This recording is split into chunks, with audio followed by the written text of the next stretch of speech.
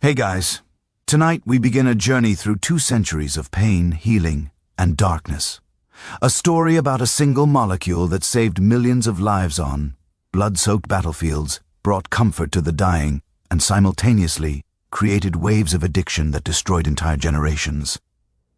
This is the story of morphine, the painkiller that changed medicine forever. But before morphine became the miracle drug we know today, before it filled hospital corridors and military first aid kits, it began as ancient tears weeping from a simple flower. And what humanity did with those tears would reshape the very fabric of medicine, war, and society itself. So before we dive into this incredible story together, I want to ask you something. If you find yourself getting drawn into this tale, if you feel that tingle of curiosity or that pull to keep listening, please take just a moment to hit that subscribe button and give this video a like. And I am genuinely curious. Where are you right now as you listen to this? Are you tucked into bed, headphones on, letting the day finally fade away? Are you on a long drive watching the highway lights blur past? Drop a comment and let me know. I love hearing from you. And honestly, your stories make creating these videos so much more meaningful. Now dim those lights if you can. Get comfortable, maybe turn on a fan for that soft, steady hum. And let's travel back in time together. Picture this: Mesopotamia, 3,400 years before the birth of Christ, the cradle of civilization. Humans have just figured out how to write, how to build cities, how to create laws. And in the fertile valleys, between the Tigris and Euphrates rivers, the Sumerians are cultivating something extraordinary. A flower with delicate petals ranging from white to deep purple, swaying in the hot desert wind. They call it hulgil. In their ancient language it means the joy plant. Now imagine you're a Sumerian farmer. The sun is merciless, beating down on your back as you work the fields. Your hands are calloused and bleeding. Your body aches from the relentless labor. But you know something your neighboring villages do not. You know that if you take a sharp blade and carefully score the green seed pod of this particular flower, just deep enough, but not too deep, something magical happens. A milky white sap begins to ooze out, thick and sticky like tears from the plant itself. You collect this sap on clay pots, watching as it darkens to brown under the sun, transforming into a rainous substance. That night, when the pain in your muscles becomes unbearable, you scrape off a tiny amount of this dried sap, dissolve it in water, and drink it. Within minutes, something miraculous happens. The pain does not just diminish, it transforms. Your body feels lighter. The aches melt away like morning mist. A wave of profound peace washes over you. And for the first time in weeks, you sleep deeply, dreamlessly, wrapped in the arms of something the Greeks would later call Morpheus, the god of dreams. This is opium, and for the next 5,000 years it would be humanity's closest companion in the fight against pain. But here is where the story gets fascinating. Because opium did not stay in Mesopotamia, it traveled. The ancient Egyptians were absolutely obsessed with it. Archaeological evidence shows us that Egyptian doctors prescribed opium for everything from crying babies to battlefield wounds. They mixed it with honey, with wine, with exotic spices. The Ebos Papyrus, one of the oldest preserved medical documents dating back to 1500 BC, contains over 700 remedies, and opium features prominently in dozens of them. Egyptian mothers would rub opium-laced preparations on their babies' gums to stop their crying. Can you imagine? Oh, the baby's fussy. Just give them a little opium. Different times, right? The ancient Greeks took opium use to a whole new level.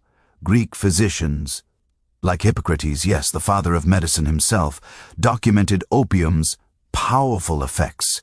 He called it opium, meaning juice of a plant, and prescribed it for everything from internal diseases to epidemics. Greek warriors heading into battle would carry opium with them, knowing that if they were wounded, it might be the difference between dying in screaming agony or drifting into peaceful unconsciousness. Then came the Romans, and with them opium, became almost fashionable among the elite. Roman physicians like Galen, whose medical writings would dominate Western medicine for over 1,000 years, created elaborate recipes mixing opium with everything imaginable. He developed a concoction called theoria, which contained opium along with dozens of other ingredients: snake flesh, crushed gemstones, exotic herbs. It was supposed to be a cure-all, and wealthy Romans paid fortunes for it. Emperors kept personal supplies. It was like the luxury supplement of the ancient world, except this one actually worked, at least for pain. But through all these centuries, humanity faced one massive, deadly problem. Nobody could control the dosage. Think about this for a moment. You're an ancient physician and a wounded soldier comes to you, screaming in agony from a sword wound. You know opium can help, but how much do you give him? The raw opium sap from one poppy field might be incredibly potent. From another field it might be weak. There is no standardization, no way to measure. You're essentially guessing.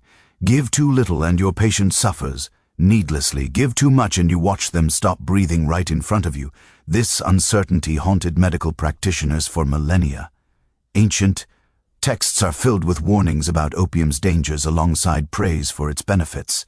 The great Persian physician, Avicenna, writing around the year 1000, warned that opium could be both the hand of salvation and the hand of death. And he was right. Accidental overdoses were tragically common. Mothers trying to soothe crying babies sometimes gave too much and woke to find their children cold and still. Soldiers given opium for battlefield wounds would slip into a coma and never wake up. Fast forward to the year 1527. A Swiss physician and alchemist named Paracelsus, whose full name was Philippus Aurelius Theophrastus Bombastus von Hohenheim, which might be the most elaborate name in medical history, created something called laudanum. He dissolved opium in alcohol, creating a powerful tincture that was easier to measure and administer than raw opium. Paracelsus was eccentric, to put it mildly. He traveled around Europe with a huge sword that allegedly contained opium in its pommel, and he once wrote that he possessed a secret medicine superior to all others. That medicine was laudanum. Paracelsus died in 1541, possibly from falling off a cliff while drunk. The historical accounts are unclear, but his laudanum formula survived. By the 1600s, it had been refined and popularized by Thomas Sydenham, an English physician often called the English Hippocrates. Sydenham's version of laudanum became the aspirin of the 17th century. Got a cough? Lord. Diarrhea? Laudanum. Pain? Lord. Trouble sleeping? You guessed it. Lord. It was prescribed for absolutely everything. And it worked, sort of. See, laudanum was more consistent than raw opium, but it still had that fundamental problem. Nobody really knew what they were dealing with. They did not understand that opium contained multiple active compounds. They did not know about alkaloids or molecular structures. They were shooting in the dark, hoping to hit the target. And all too often, they missed. By the late 1700s, opium and laudanum were everywhere in Europe and America. You could buy them at any pharmacy, no prescription needed. Working-class families in England used opium like we use over-the-counter pain relievers today. It was cheap, it was legal, and it was the only effective pain medicine available. Mothers dosed their children with it.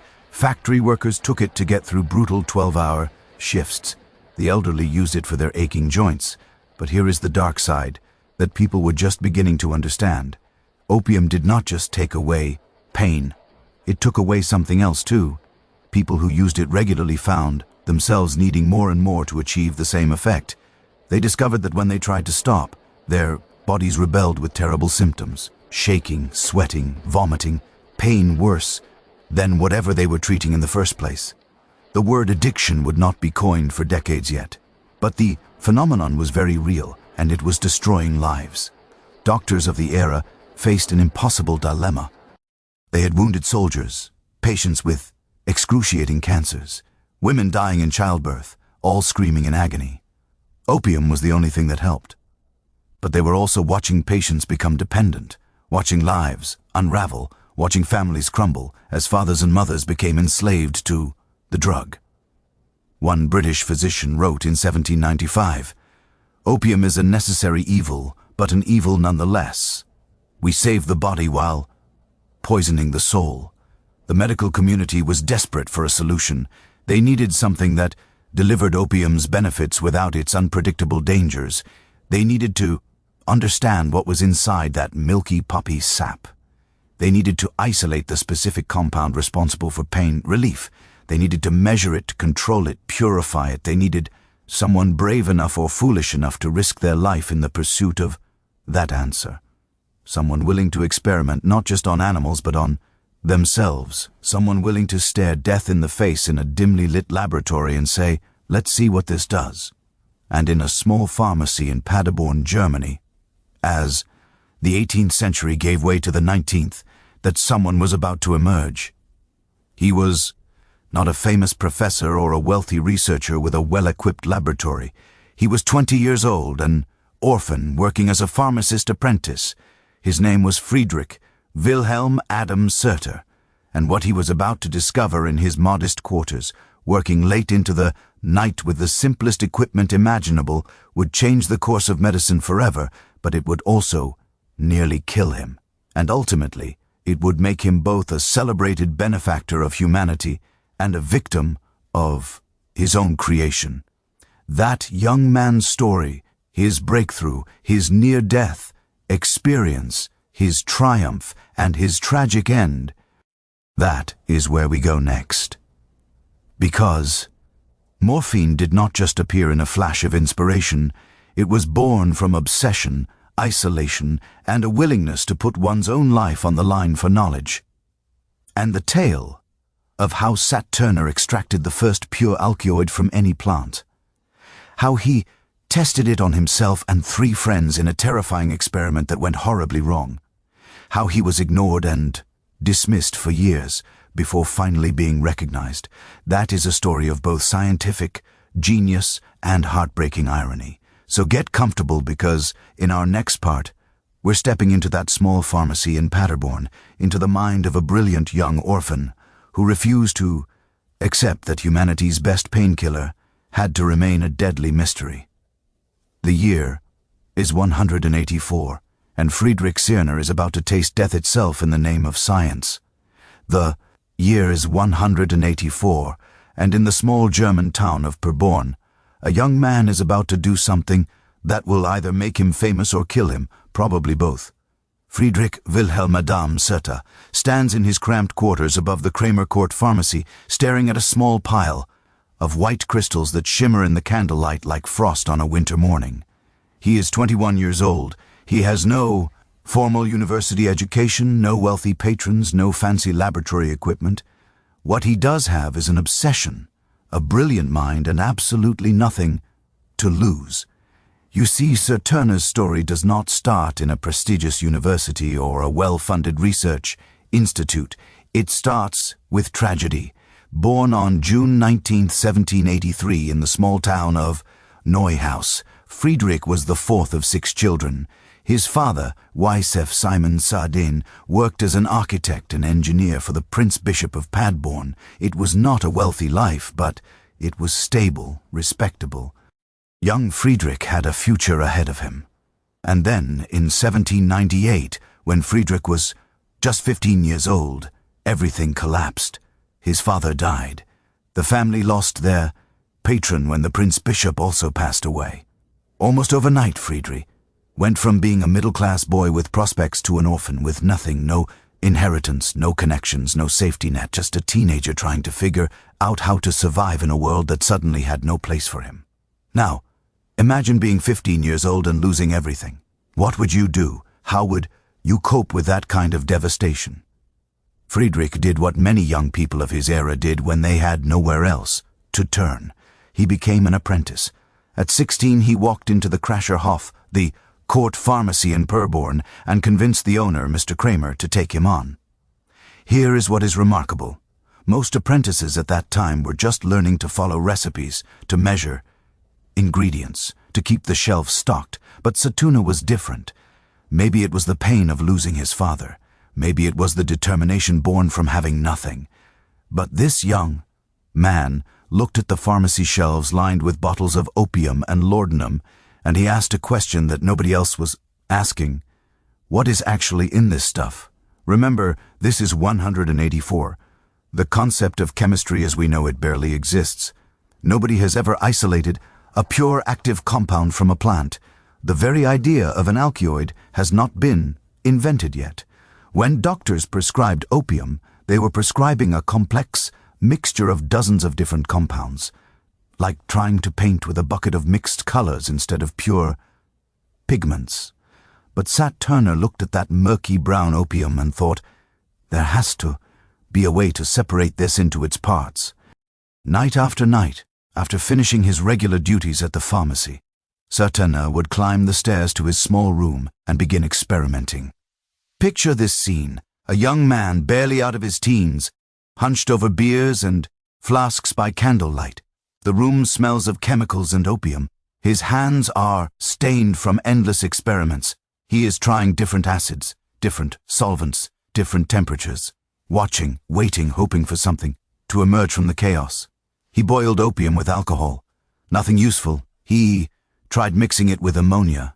Closer, but not quite. He experimented with acetic acid. The mixture would separate, forming layers, and sometimes small crystals would form. Most people would have given up. This was painstaking, exhausting work with no guarantee of success. But certain was a man possessed. And then after months of failures, something extraordinary happened by treating opium with ammonia and then carefully working with the resulting solution. Sat Turner managed to produce small, needle-like white crystals. They were pure, they were consistent, and when he tested them, they were powerful beyond anything he had imagined. He called his discovery Morphine, after Morpheus, the Greek god of dreams and sleep. It was a perfect name. This substance did not just ease pain. It transported people to another realm entirely, a place where suffering simply did not exist. But Sat Turner did not know yet just how powerful it truly was, and that ignorance would nearly cost him his life. Now, here is where the story gets intense. Because Sat Turner faced a problem that every scientist throughout history has confronted. How do you test a new drug? In 184, there were no clinical trials, no institutional review boards, no ethical guidelines. If you wanted to know what a substance did to a living body, you had a few options. You could try it on animals, you could try it on prisoners, or poor people who could not say no, or you could be brave or stupid enough to try it on yourself. Certain started with animals. He tested his morphium on stray dogs that wandered the streets of Paborn. The results were dramatic. A dog, in obvious pain, would receive a dose of morphium, and within minutes it would become calm, drowsy, and then fall into a deep sleep. The pain relief was obvious, but the dogs also showed something else, something that fascinated and terrified certain in equal measure. At higher doses, the dogs would become completely unconscious. Their breathing would slow dramatically, and sometimes they would not wake up at all. Sat Turner meticulously documented everything. He noted the crystal structure of morphium, its properties, how it dissolved in different solutions, how it affected living creatures. He published his findings in a letter to Tromdorf's Journal of Pharmacy in 185. This was groundbreaking work. This was the first time anyone had ever isolated a pure active compound from a plant. This was the birth of alkaloid chemistry, though nobody knew it yet. And here is the heartbreaking part. Nobody cared. The letter was published and promptly ignored. The medical establishment did not even bother to respond. Think about that for a moment. A 22-year-old pharmacy apprentice with no formal credentials announces that he has done something nobody in human history has accomplished. And the response is crickets, silence, nothing. Why? Because certain was nobody. He had no university degree, no famous mentors, no impressive title. He was just some kid working in a small-town pharmacy making wild claims about crystals and dreams. The medical establishment of Europe, comfortable in their prestigious universities, could not be bothered to take him seriously. They had more important things to do than investigate the ravings of an orphaned apprentice. But Surta did not give up. In fact, he did something that showed either remarkable courage or complete recklessness, depending on how you look at it. He decided that if the medical world would not listen to him based on animal studies, he would prove Morphine's effects in the most dramatic way possible. He would test it on humans.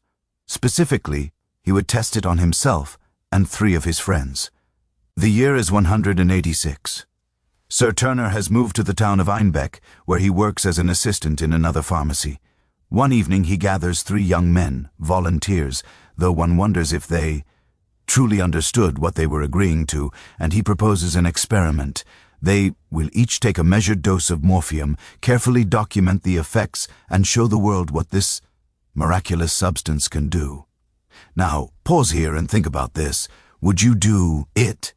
Would you take a completely unknown substance, something nobody in history has ever tested on humans, and put it in your own body, knowing that in dogs, higher doses caused unconsciousness and death?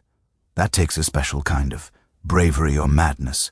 With Surta, it was probably both. They started with small doses, and the initial effects were exactly what Surta hoped for. The young men reported feeling a profound sense of peace and well-being. Pain melted away. Anxiety dissolved. One of them later described it as feeling like he was floating on a cloud of pure contentment. This was exactly what Sir Turner had predicted. This was proof that morphium was the miracle substance humanity had been searching for. But then, carried away by enthusiasm and scientific curiosity, and perhaps by the euphoric effects of the drug itself, Sir Turner made a catastrophic decision.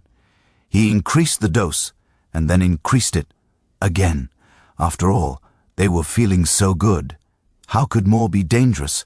What happened next was pure nightmare. Within hours, all 4 young men began experiencing terrifying symptoms. Their pupils shrank to pinpoints. Their breathing became slow and labored. Nausea overwhelmed them. They vomited repeatedly. Their skin turned pale and clammy. And most frightening of all, they began to lose consciousness, slipping in and out of a state that looked disturbingly like death itself. Imagine Surta's terror in that moment. He is watching his friends and experiencing it himself as they all slowly stop breathing. He has poisoned them. He has poisoned himself. And he has no idea how to fix it. There is no antidote, no emergency room to run to, no phone to call for help. They are dying, and it is entirely his fault. In his increasingly confused and panicked state, Surta remembered something from his pharmacy training. Acids, sometimes neutralized alkaline substances. Morphine was alkaline. Maybe, just maybe, an acid could counteract the overdose. With trembling hands, barely able to stand, Surta prepared a solution of tartaric acid, the same acid found in grapes, and forced it down his own throat and the throats of his 3 companions. And then they waited, minute by agonizing minute, hovering between consciousness and oblivion, wondering if they would see another sunrise. Have you ever been truly, genuinely terrified? Not movie scared, but actually convinced you were about to die. That is where these 4 young men spent the longest night of their lives. Slowly, impossibly, they began to recover. Their breathing deepened. Color returned to their faces. The nausea subsided. By morning, all 4 were alive, though severely shaken. They had come within a hair's breadth of death, but they had survived. And Sir Turner, through sheer luck and desperate reasoning, had discovered something else important, that acids could partially counteract the effects of morphium overdose. You would think that nearly dying would make Sir Turner give up his research, right? You would be wrong. If anything, the experience made him more determined. He now knew with absolute certainty that morphium was powerful, beyond measure. He had felt its effects firsthand. He had the scars, psychological, if not physical to prove it. This was real, this was important, and the world needed to know. But the world still was not listening. Sir Turner published another account of his findings in 186. Again, it was largely ignored. He spent the next several years working as a pharmacist, first as an assistant and then in 189, opening his own pharmacy in Einbeck. He was 26 years old, running his own business. But the recognition he desperately sought for his morphium discovery remained frustratingly out of reach. For years, Surta continued to refine his work. He studied morphium's properties in ever greater detail. He experimented with different extraction methods. He tried to understand why it was both a blessing and a curse, how something could be so wonderfully therapeutic and so terrifyingly dangerous at the same time. He lived with the knowledge that he had discovered something world-changing, yet nobody seemed to care. Can you imagine how frustrating that must have been? To know you have made one of the most important medical discoveries in human history, to have literally risked your life to prove it, and to be met with indifference year after year. It would break most people. But Surta persisted. And then finally, in 1817, 13 years after his initial discovery, something changed. Surta published a comprehensive paper titled Über das Morphium, Alcyl is opiums, which translates to on morphium as the main constituent of opium. This time the paper landed on the desk of a man who could actually make a difference. Joseph Louis Gaius, one of France's most respected chemists. Gay-Lussac read Sir Turner's paper and, unlike everyone else before him, he understood its significance. This was not the ramblings of some country pharmacist. This was revolutionary science. Gay-Lussac immediately had the paper translated into French and promoted throughout the European scientific community. Almost overnight, Sir Turner went from being an ignored nobody to being celebrated across Europe. The University of Jena awarded him an honorary doctorate in 1817. The German Mineralogical Society inducted him as a member. Other universities followed suit: Berlin, St. Petersburg, Paris, Lisbon. In 1831, the prestigious Institute of France awarded him the Monschen Prize and bestowed upon him a title that must have meant everything: benefactor of humanity. Finally, after decades of struggle and obscurity, Friedrich Wilhelm Madame Senner received the recognition he deserved. He had founded an entirely new branch of science, alkaloid chemistry. He had proven that plants contained individual isolatable compounds. He had opened the door for the discovery of caffeine, quinine, strychnine, and hundreds of other alkaloids. He had given humanity its first truly measurable, controllable painkiller. But here is where the story takes its cruelest turn, because Sir Turner's personal life was falling apart. In 1822, he bought the main pharmacy in Hamelin. Yes, the town famous for the Pied Piper, legend where he hoped to live out his successful years. He married Elleberg, and they had 6 children together. On the surface, everything looked perfect. The once poor orphan had become a respected scientist, a successful businessman, a family man. But Sir Turner was suffering. As he aged, he developed severe arthritis. His joints swelled and ACHD with the kind of pain that made sleep impossible, and movement agony. And what did he do? What could he do? He took the very substance he had discovered. He took morphium. Later it would be renamed morphine, when the suffix "in" became standard for alkaloids.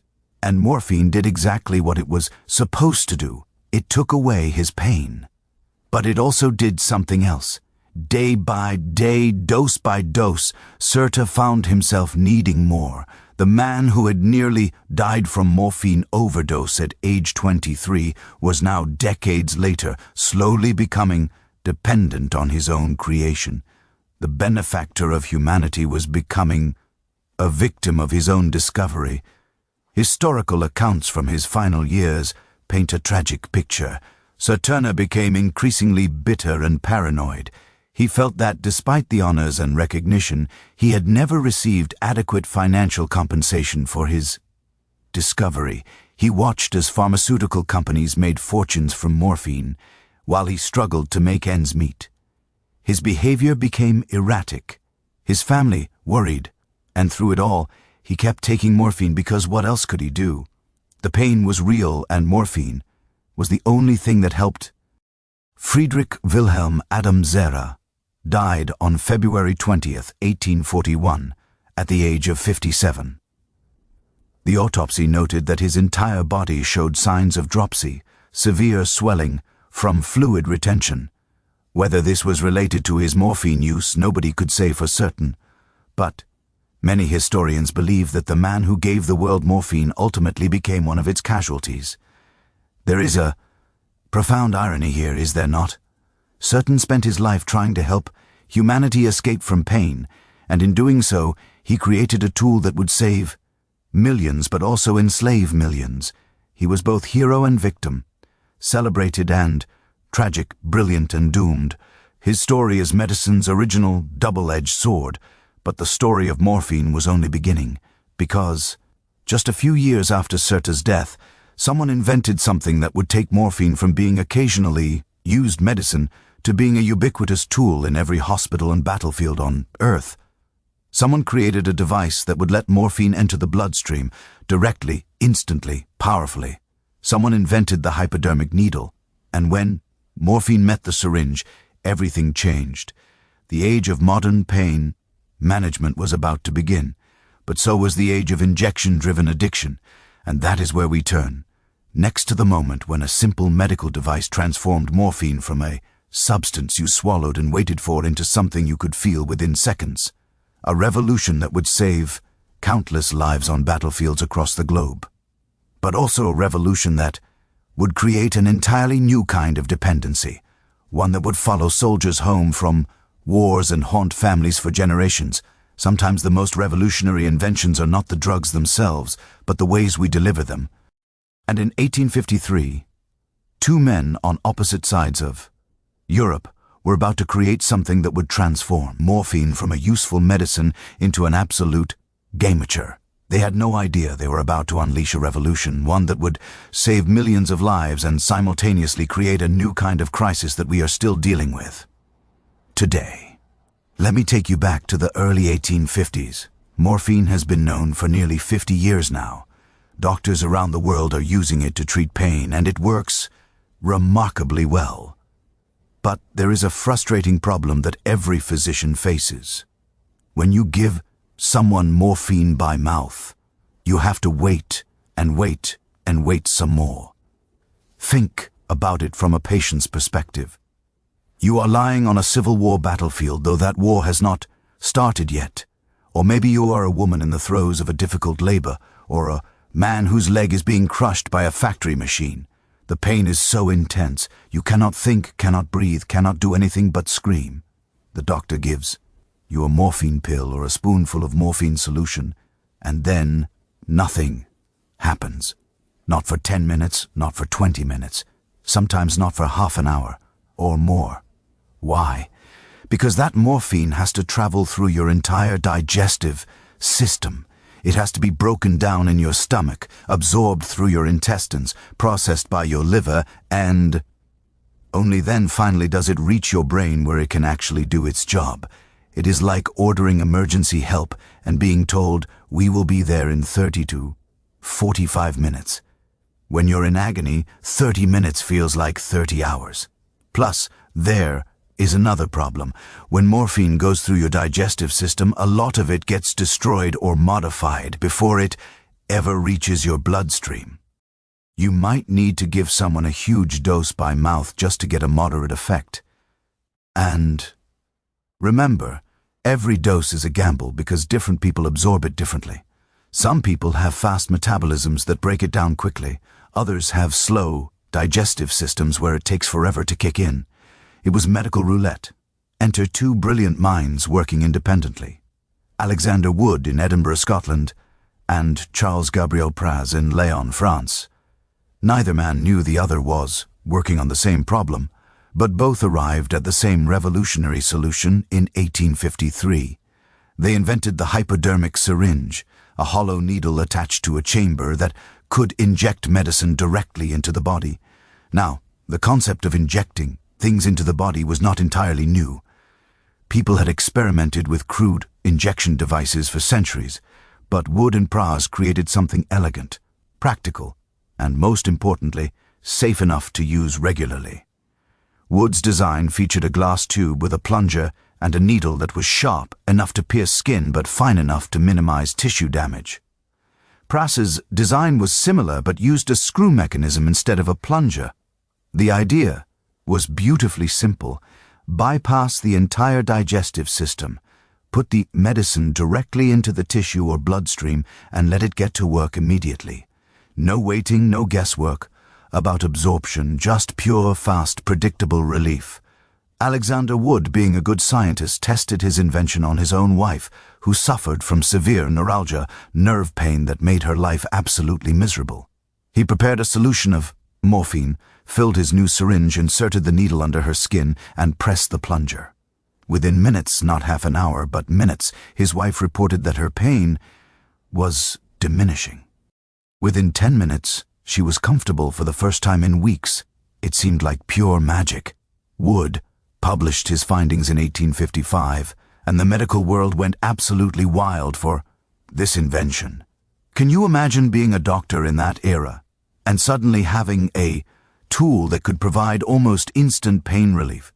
It was like going from sending letters by horseback to sending emails. The speed difference was just that dramatic. Hospitals across Europe and America began adopting the hypodermic syringe almost immediately. Surgical procedures that had been nightmares of patients suffering became more humane.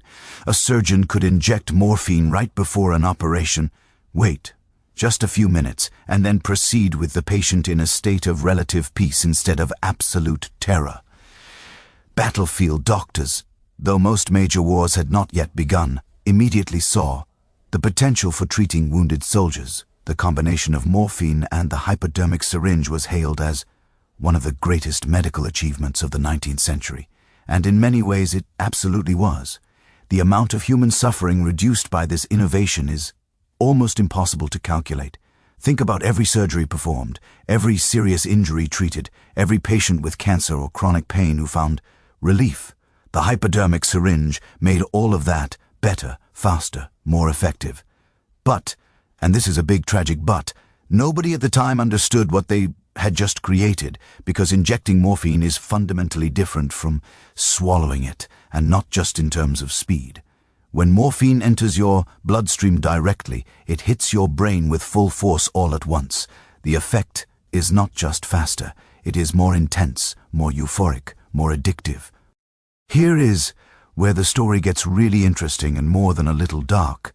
Many doctors in the 1850s and 60s genuinely believed that injecting morphine would actually prevent addiction. Yes, you heard that right. They thought injection was safer than oral administration in terms of dependency. Why would they think something so catastrophically wrong? Well, their reasoning went like this. Addiction must be caused by the irritation morphine causes to the stomach. Therefore, if we bypass the stomach entirely and inject it directly, we avoid that irritation and thus avoid addiction. It made perfect logical sense based on what they knew at the time.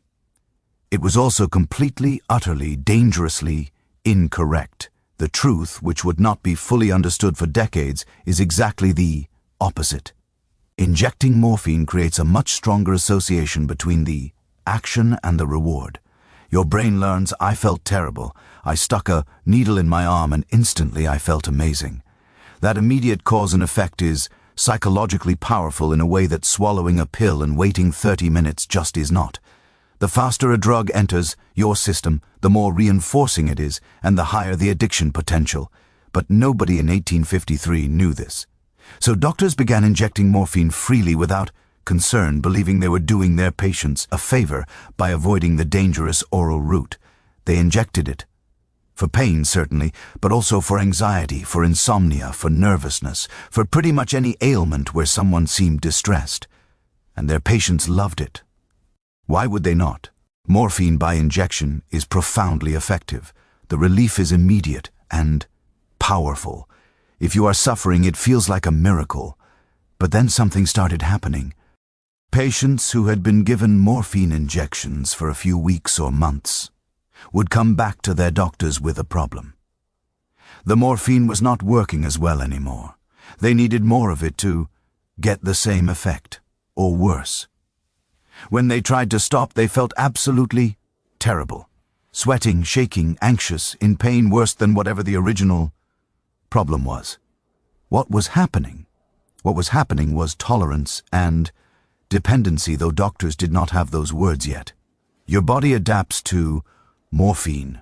Your brain starts producing less of its own natural pain relief chemicals because, hey, why bother when morphine is doing the job? You need more and more morphine to achieve the same effect. And when you stop, your body rebels violently because it has forgotten how to regulate pain and pleasure on its own. By the mid-1860s, perceptive doctors were starting to notice a disturbing pattern. Patients with no history of opium use who'd been given morphine injections for legitimate medical reasons were now desperately seeking more injections. They would complain of phantom pains, exaggerate symptoms, anything to get another dose. Some were stealing morphine from pharmacies. Others were learning to inject themselves.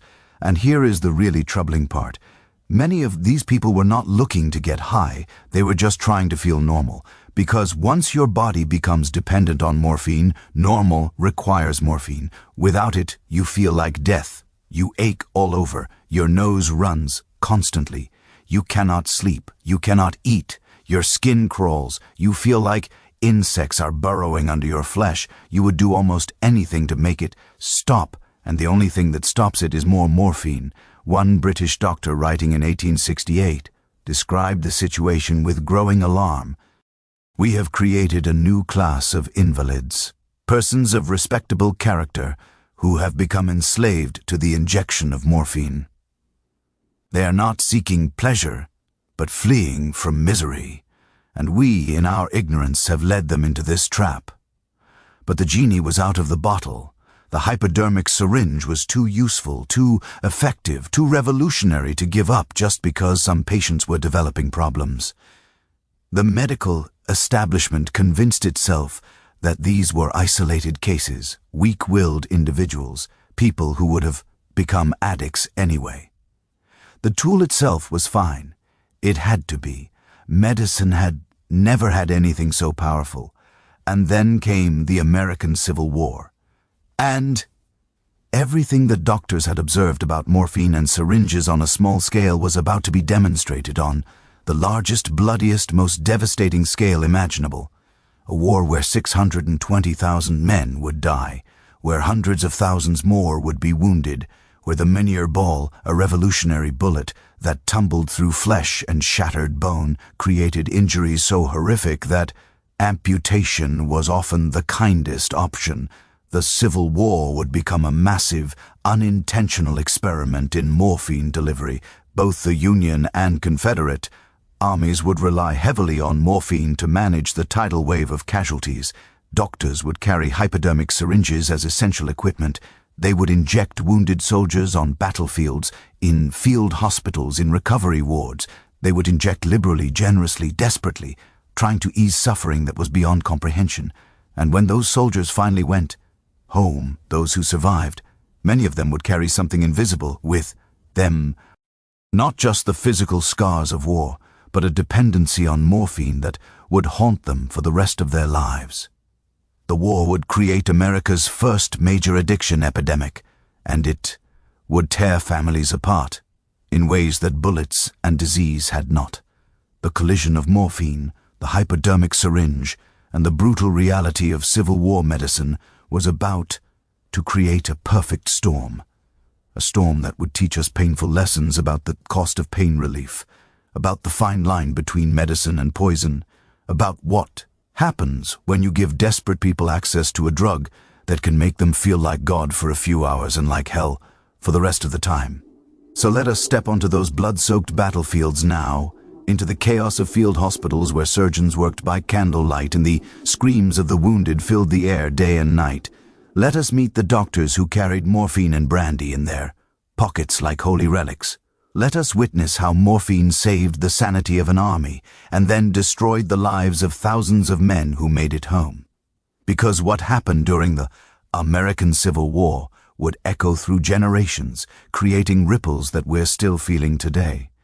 The blessing and the curse of morphine were about to collide in the most devastating war America had ever known. April 12, 1861, Fort Sumter, South Carolina. Confederate artillery opens fire on the Union garrison and the United States tears itself apart. Over the next 4 years, this war will kill more Americans than all other American wars combined. It will become the bloodiest chapter in the nation's history. But what most people do not realize is that the Civil War was also the birthplace of America's first widespread addiction epidemic. And the drug at the center of it all was morphine. Let me paint you a picture of what medical care looked like on a Civil War battlefield. Because unless you really understand the horror, you cannot comprehend why morphine became so essential and ultimately so devastating. Imagine you're a 20-year-old soldier from Ohio. You've enlisted with your childhood friends filled with patriotic fervor and dreams of glory. You've been marching for days, and now you find yourself in an open field near a small town called Gettysburg. It is July of 1863, and you're about to experience the largest battle ever fought on American soil. The order comes to advance. You and thousands of other men begin walking across that field toward enemy lines. And then you hear it, a sound like a swarm of angry hornets buzzing past your head. Mine balls. These are not the round musket balls of previous wars. These are conical bullets with hollow bases that expand when fired, making them spin through the air with deadly accuracy and devastating effect. A miniature ball traveling at nearly 1,000 foot per second hits your leg, but it does not pass through cleanly like you see in movies. The bullet tumbles when it hits bone, creating a wound channel that looks like someone took a sledgehammer to your fear. Bone fragments become shrapnel, tearing through muscle and blood vessels. The pain is instant, absolute, and beyond anything you have ever imagined possible. You collapse, screaming, unable to think about anything except the agony radiating from your shattered leg. This is happening to thousands of men simultaneously. The battlefield becomes a concert of screaming. And here is the thing that people forget about pain. Extreme pain is not just suffering, it is physically dangerous. Men in severe pain go into shock. Their blood pressure drops. Their breathing becomes rapid and shallow. Their body starts shutting down. Pain itself can kill you. The stretcher bearers reach you eventually, if you're lucky, within an hour. If you're unlucky, you might lie there for 6, 8, 12 hours before anyone can get to you.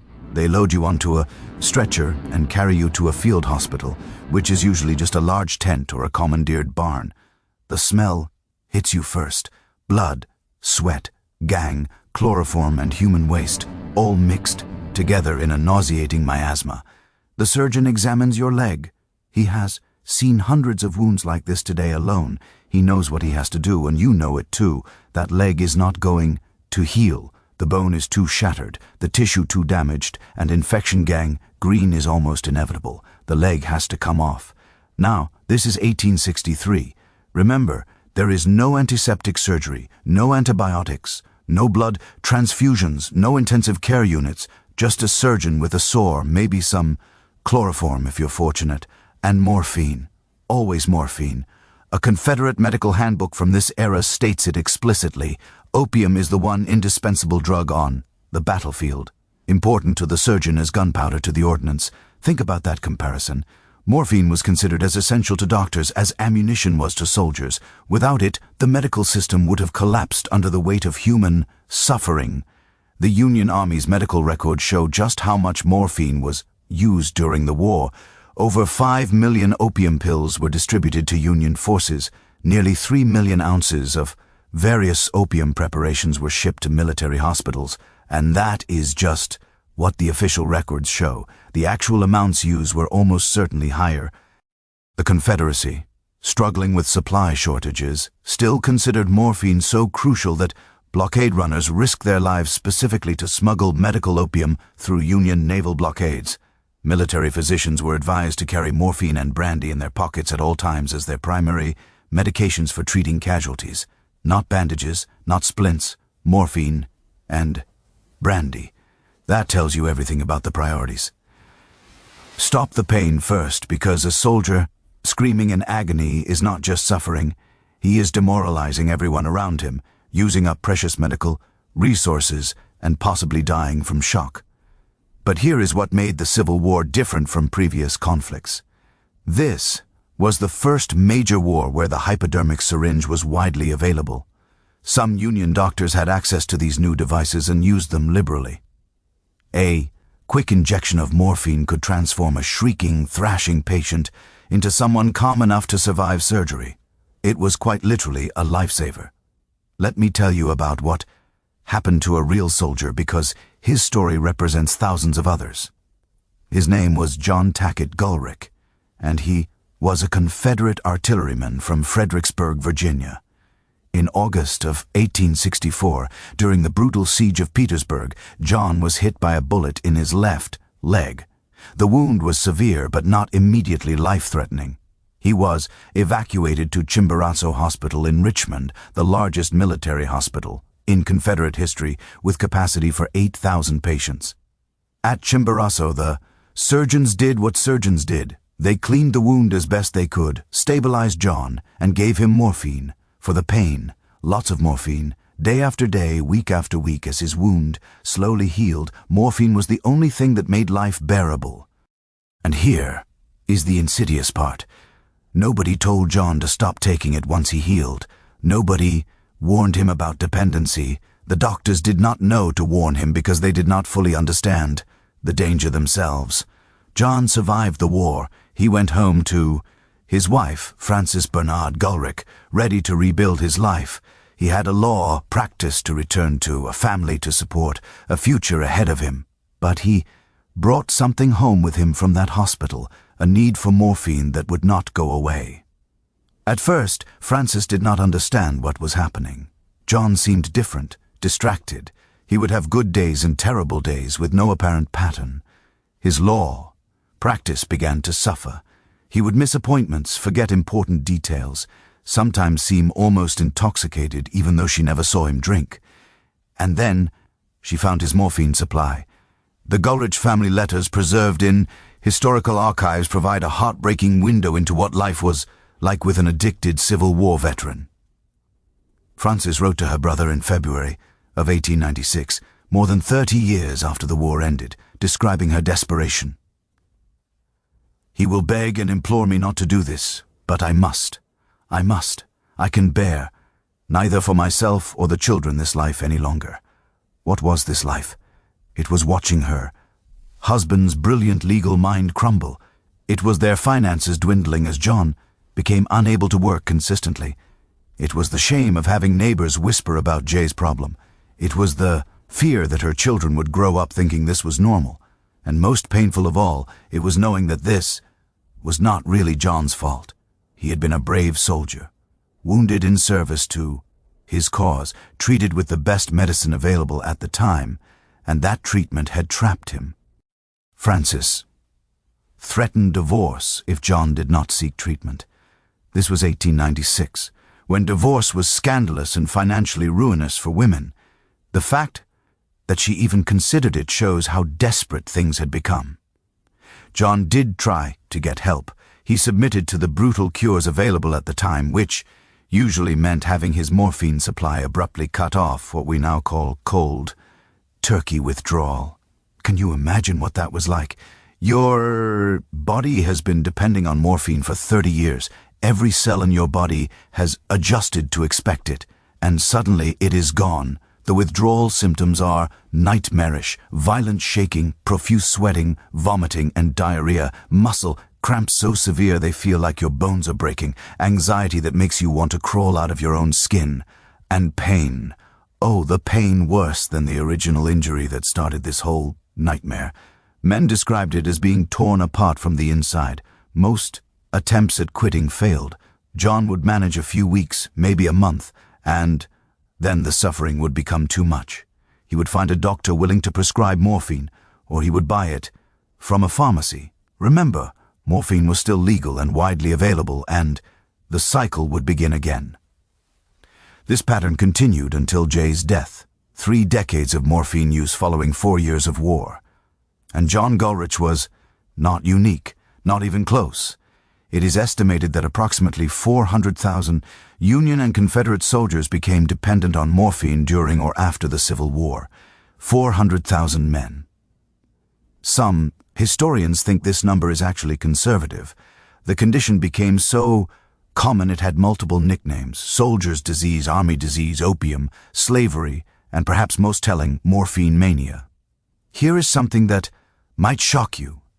Despite the identical suffering, black and white soldiers had vastly different rates of morphine addiction. And the reason is both simple and deeply disturbing. Black soldiers, whether they fought for the Union or worked as laborers for both sides, were systematically denied the same quality of medical care that white soldiers received. Racist medical theories of the era claimed that black people had a different nervous organization than white people. One North Carolina doctor named J.D. Roberts wrote that black individuals do not demand the form of stimulant conveyed in opium because their bodies were supposedly less sensitive to pain. This is obviously grotesquely false, but it was widely believed by white medical professionals. The result, when a black soldier was wounded, he was less likely to receive morphine.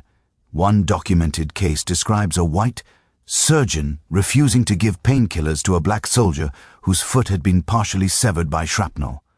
The standard of care for white soldiers in that situation was immediate morphine administration. But the surgeon claimed the black soldier was not suffering much pain, despite the horrific nature of the wound. How do you even process that level of cruelty disguised as medical judgment? This medical racism had an unintended consequence. Far fewer black Civil War veterans became addicted to morphine, not because they were somehow more resistant to addiction, but because they were denied access to the drug in the first place. It is a bitter irony that racism, while causing immense suffering in one way, accidentally prevented suffering in another, though I suspect if you ask those black soldiers whether they would have preferred adequate pain relief despite the addiction risk, most would have said yes. Pain is pain regardless of your skin color. But for white soldiers who did receive morphine, and there were hundreds of thousands of them, the post-war years were often as difficult as the war itself.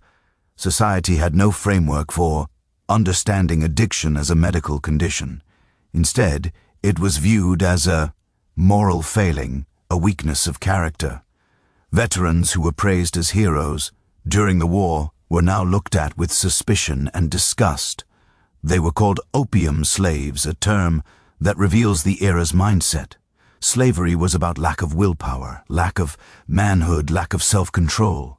Never mind that these men were suffering from a physiological dependency that no amount of willpower could overcome. Many veterans lost their military pensions because addiction was considered evidence of moral turpitude, basically bad character. A Union veteran named Charles L. Williams stated in an 1895 application to a soldier's home that he was totally unable to earn a living because he had contracted the opium habit during war. His application was initially denied. Think about that.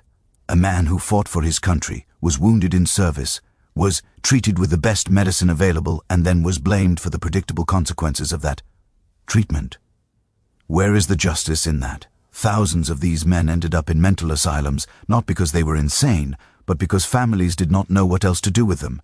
The Willard and Utica asylums in New York State, the Pennsylvania Hospital for the Insane, institutions across the country, their records from the 1870s through the 1890s are filled with Civil War veterans committed for morphine mania. Most were described as otherwise rational, intelligent men whose only problem was an uncontrollable need for morphine. They would spend years, sometimes decades, in these institutions, largely forgotten by a society that wanted to move on from the war. The medical community slowly began to wake up to what had happened. By the 1880s, doctors were publishing papers recognizing morphine addiction as a genuine medical crisis. One prominent physician and opioid expert named Thomas Davidson Crothers interviewed numerous veterans and documented their stories. He described meeting a Union veteran in the early 1880s, nearly 20 years after the war, who'd started taking opium to treat chronic diarrhea he developed during his service. After 2 months, the diarrhea was cured, but the veteran continued taking opium on and off for 2 decades. Not because he wanted to, but because stopping felt impossible. Crothers' conclusion was revolutionary for the time.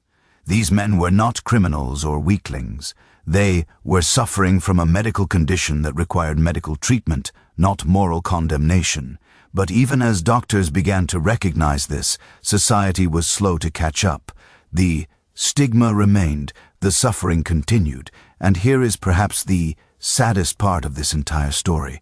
America learned nothing from it, absolutely nothing, because in just a few decades, another generation of young men would march off to another war.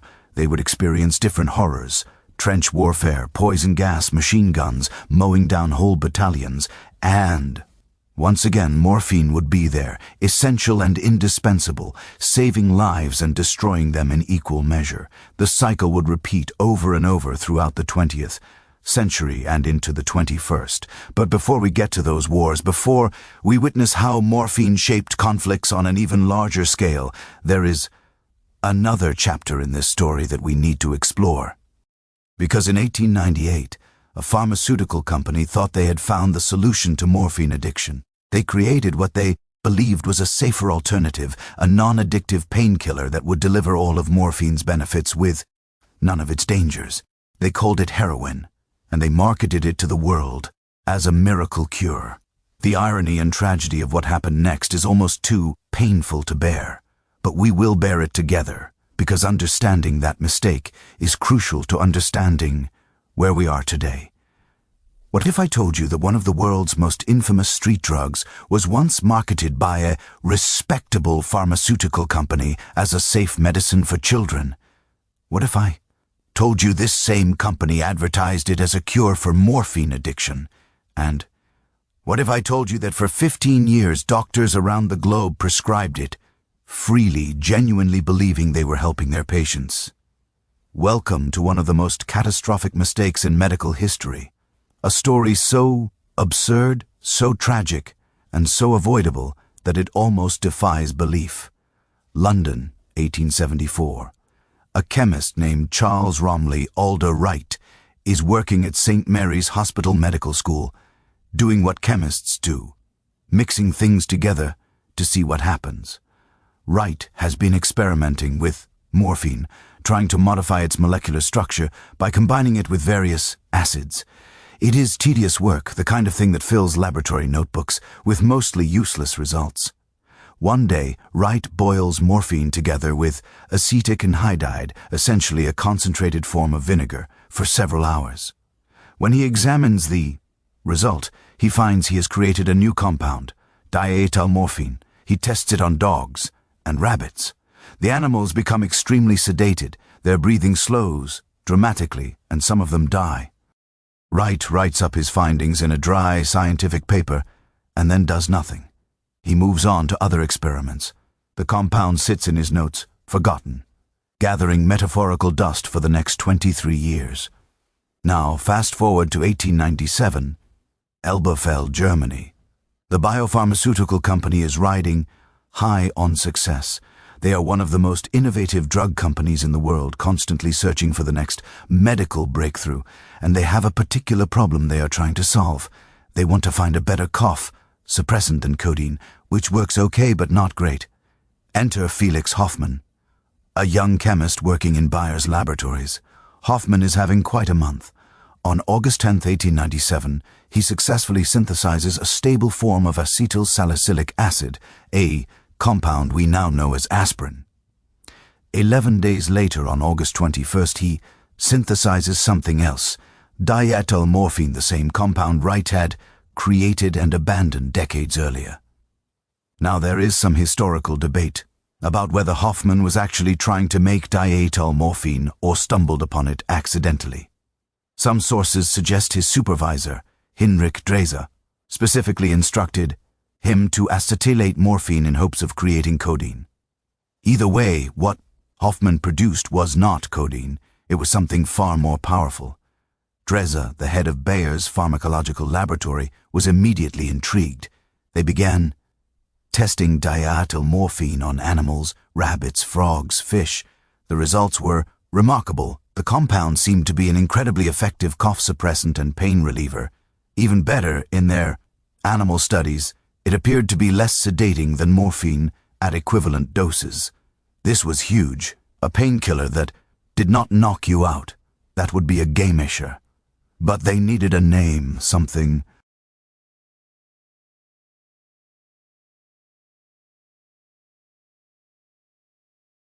catchy, something that would capture the public imagination. The compound made test subjects feel strong, powerful, almost heroic. In German, the word heroic means heroic, powerful, mighty, something with pronounced effects even in small doses, so they called it heroin. Just like that with a capital H, heroin. It sounded modern, scientific, strong. It was brilliant marketing. Bayer began human trials. And here is where things get really interesting. They tested heroin primarily on Bayer employees, including Hinrich Dreser himself. Can you imagine that today? Hey, we invented this new drug. Want to try it? Sure, boss. Why not? These were different times. The initial reports were glowing. Workers reported that heroin effectively suppressed their coughs, relieved their aches and pains, and made them feel energetic and capable. Nobody reported feeling overly sedated or impaired. It seemed perfect.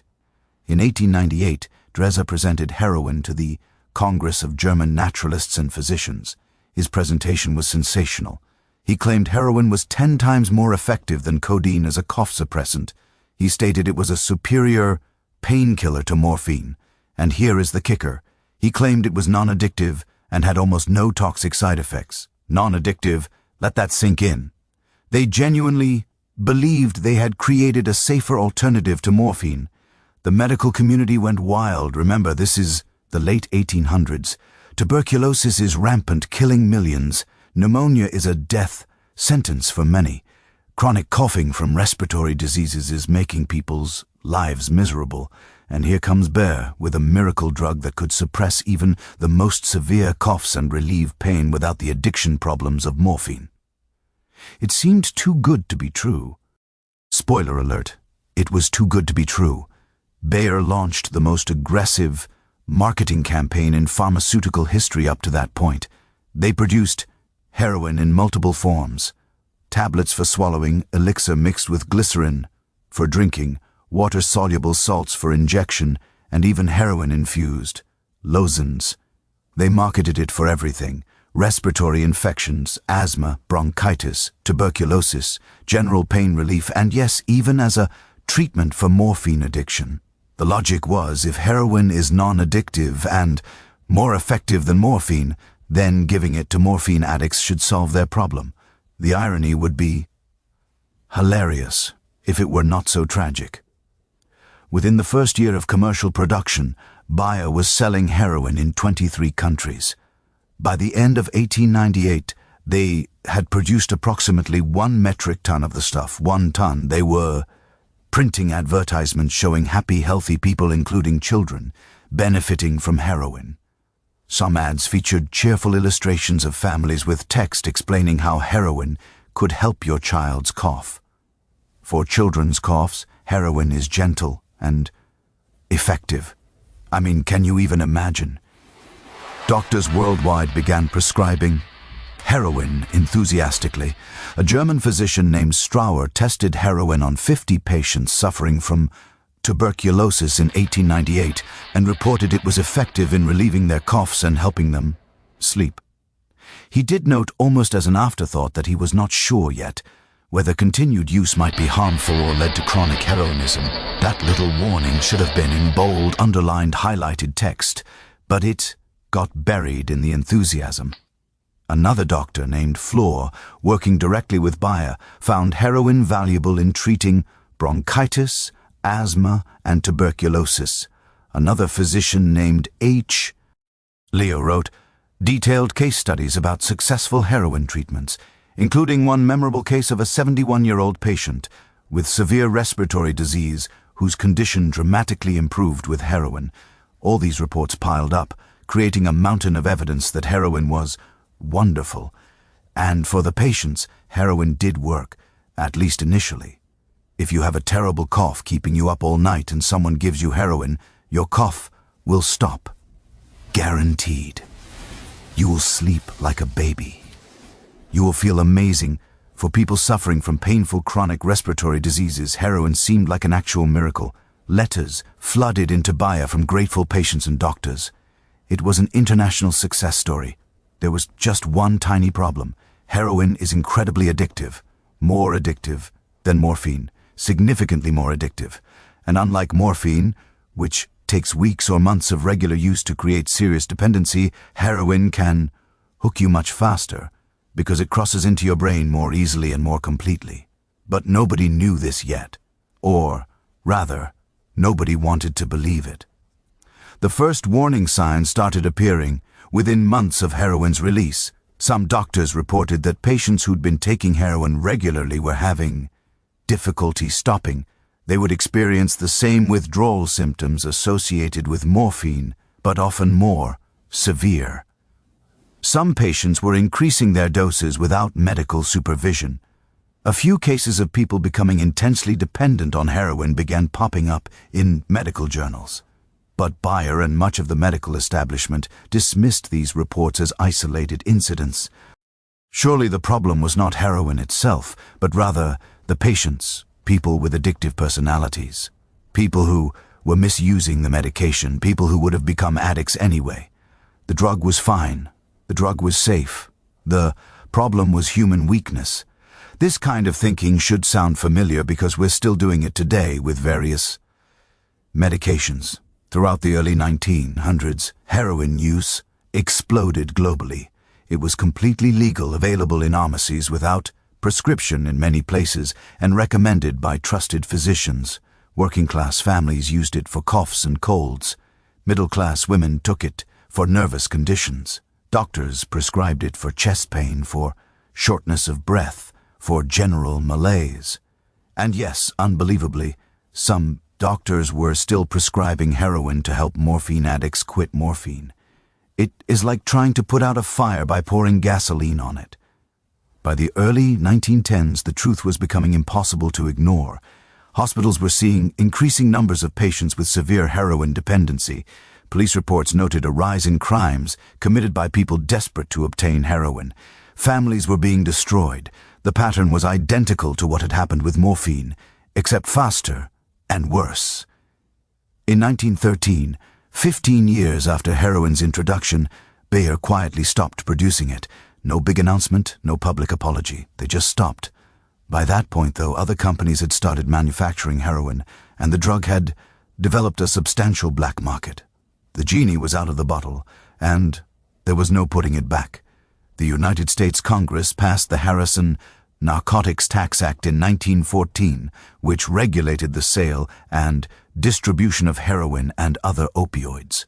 Though it did not outright ban them, but doctors could still prescribe heroin for medical purposes. It was not until 1924 that the United States completely banned the manufacture, importation, and sale of heroin for any purpose.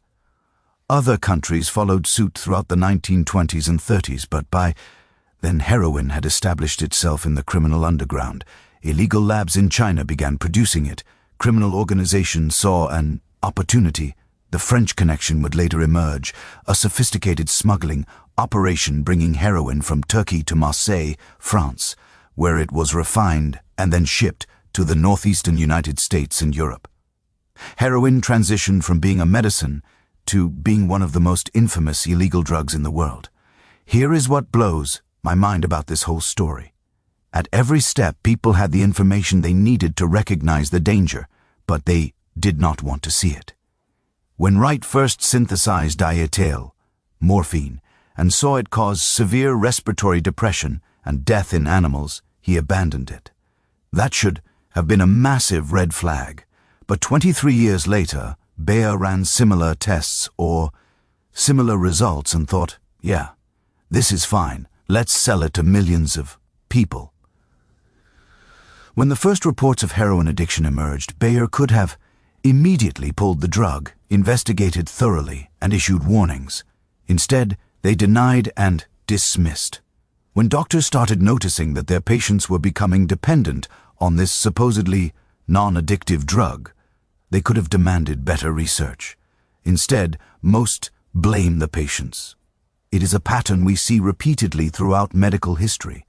A new drug promises to solve an old problem without the old drug's downsides. Initial enthusiasm overrides caution. Marketing drives adoption faster than research can keep up. By the time the problems become undeniable, millions of people are already affected. Then we panic, ban the drug, demonize the users, and learn nothing. Absolutely nothing. Because guess what? In just a few decades, we would do it again with OxyContin and fentanyl and a dozen other opioids. We keep making the same mistakes wrapped in different packaging with different marketing slogans, genuinely believing this time will be different. But in the immediate aftermath of heroin's spectacular failure, the world faced another crisis. The First World War erupted in 1914, and once again morphine would prove essential on battlefields across Europe. Millions of young men were about to experience industrialized warfare on a scale never seen before. Machine guns, artillery barges, poison gas, trench warfare that turned landscapes into hellish wastelands of mud and death. And in the medical tents behind those trenches, in the regimental aid posts near the front lines, in the casualty clearing stations where wounded soldiers screamed in the darkness, morphine would once again be the only mercy available. The lessons supposedly learned from the Civil War, the warnings from the heroin, disaster, all of it would be forgotten in the desperate scramble to ease the suffering of the wounded. And another generation of young men would come home carrying invisible wounds that no amount of morphine could ever truly heal. There is a German soldier and writer named Ernst Junger who fought on the Western Front during the First World War. Years later, trying to capture the experience in words, he wrote that the trenches were the home of the great God. Pain, not fear, not death, pain. Because in those mud-filled ditches stretching across France, as Belgium, pain was the one constant companion that never left, never slept, and never showed mercy. July 1st, 1916, the Somme, British and French forces launch what they believe will be a decisive offensive against German lines. The generals have assured their troops that the week-long artillery bombardment has destroyed German defenses. You will be able to walk across no man's land. They say the Germans will all be dead. They are catastrophically wrong. At 7:30 in the morning, whistles blow. Tens of thousands of British soldiers climb out of their trenches and begin walking toward German positions. And that is when the German machine guns open up. These are not the single-shot rifles of previous wars. These are weapons that can fire 500 rounds per minute. The sound is like fabric being ripped, except the fabric is human bodies. In the first hour, just the first 60 minutes, 19,000 British soldiers are killed. Another 38,000 are wounded. Some of these wounded lie in the cratered, muddy wasteland between the trenches for hours, sometimes days, before stretcher bearers can reach them. And the entire time they are screaming, screaming for their mothers, screaming for God, screaming for someone, anyone, to make the pain stop. This is what the First World War brought to the world. Industrialized killing on a scale humanity had never imagined. Machine guns that could mow down entire battalions in minutes. Artillery shells that could tear a man's body into pieces, so small his family would never have anything to bury. Poison gas that burned. Lungs from the inside, leaving men drowning in their own bodily fluids. And through it all, pain. Constant, overwhelming, absolute pain. A British medical officer wrote in his diary, "The sounds of the wounded are worse than the sounds of battle. At least in battle there is the distraction of survival. But in the casualty clearing stations there is nothing but suffering, hour after hour, day after day. Without morphine, we would lose our minds before the patients lost their lives.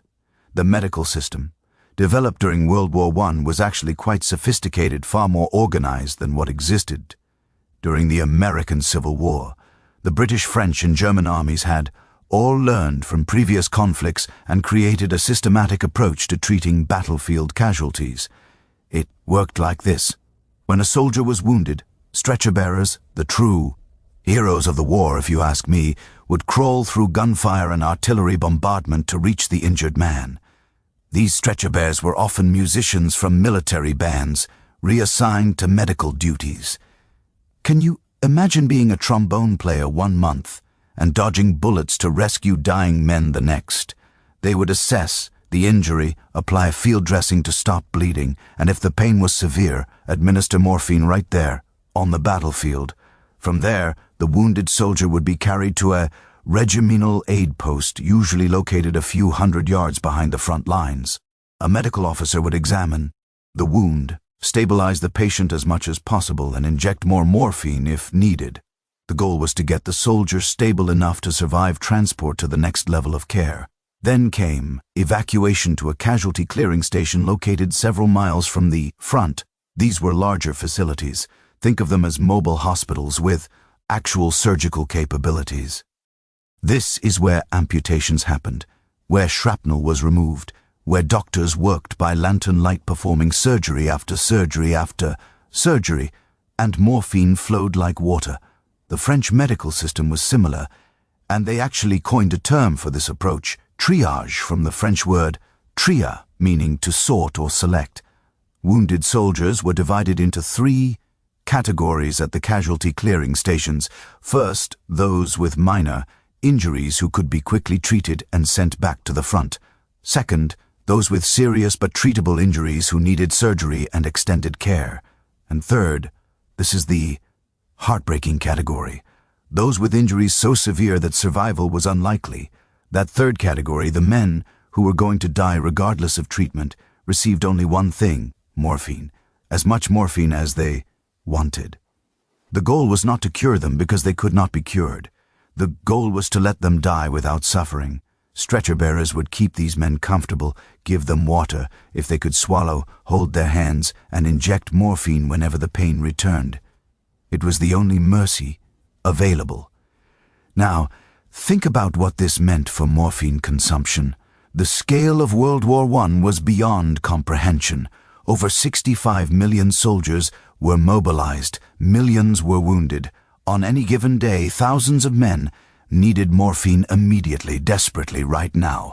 Military medical services on all sides stockpiled enormous quantities of the drug.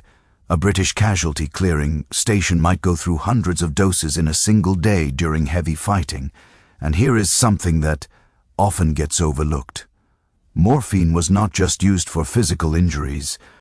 The psychological trauma of trench warfare was so severe that doctors began using morphine to calm soldiers suffering from what they called shell shock, what we would now recognize as severe post-traumatic stress disorder, men who could not stop shaking, who could not sleep, who jumped at every sound, who stared into space with hollow eyes. Morphine was often the only thing that could bring them some semblance of peace. But there was growing awareness about morphine's dangers. Unlike during the American Civil War, where doctors freely injected morphine without much concern, World War I military physicians were more cautious. They had read the medical literature. They knew about the addiction crisis that followed the Civil War. Many had treated morphine-dependent patients in their civilian practices before the war, so they genuinely tried to be careful. Military regulations were established to control morphine distribution. Soldiers were not supposed to have personal supplies. Only medical personnel could administer it. Doses were supposed to be recorded. In theory, this would prevent the kind of widespread addiction that had plagued Civil War veterans. In theory, reality, as usual, had different plans. When you have thousands of wounded men screaming in pain, paperwork becomes a secondary concern. When a 20-year-old stretcher bearer is faced with a soldier whose leg has been blown off and is begging for relief, he is not thinking about addiction statistics. He is thinking about stopping the suffering. So he injects the morphine and then injects more and more, because what else can he do?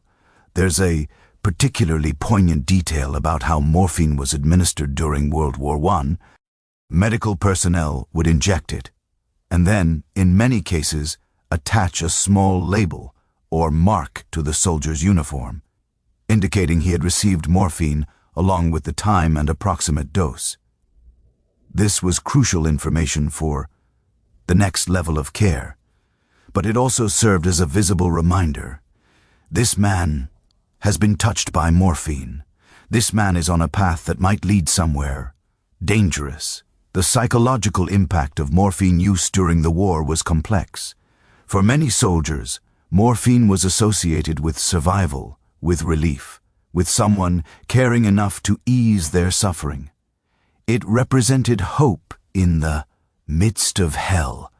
But for some, particularly those who received repeated doses over weeks or months of recovery, morphine became something else, a need, a craving, a problem that followed them long after their wounds healed. Let me tell you about the experience of gas attacks, because this is where morphine became absolutely essential. Chemical warfare was introduced on a large scale during World War I, with chlorine gas, phosgene, and mustard gas being the primary agents. Mustard gas was particularly horrific. It did not kill you immediately. Instead, it burned your skin, created massive blisters, destroyed your eyes, and most terrifyingly damaged your respiratory system so severely that you essentially drowned in your own fluids over the course of days or weeks. There was no cure for mustard gas exposure, none. All doctors could do was manage symptoms, and the primary symptom was excruciating pain combined with an inability to breathe. Morphine was the only drug that could address both issues. It reduced pain perception, and crucially, it suppressed the panicked sensation of suffocating. For gas victims, morphine was literally the difference between dying in absolute terror and dying in relative peace. The medical literature from World War I is filled with reports about morphine's effectiveness for gas casualties. It was prescribed liberally, generously, without much concern for dependency. Because what did dependency matter if the alternative was drowning in your own lungs while fully conscious? Doctors made the calculation immediate suffering versus potential future addiction. They chose to prevent suffering. It is hard to argue they made the wrong choice, even knowing what came after. When the war finally ended in November 1918, millions of veterans returned home. Most did not have morphine dependency. The controls, while imperfect, did prevent mass addiction, but tens of thousands did come home with what medical records delicately called morphinism. The exact numbers are debated by historians, but conservative estimates suggest at least 50,000 to 100,000. Veterans from all combatant nations developed some level of morphine dependency during or immediately after the war. The treatment approaches available in the 1920s were marginally better than what Civil War veterans had access to, but not by much. In 1921, American military hospitals began using phenobarbital, a barbiturate sedative, to help ease morphine withdrawal symptoms. The theory was that phenobarbital could reduce the anxiety, restlessness, and insomnia that made withdrawal so unbearable.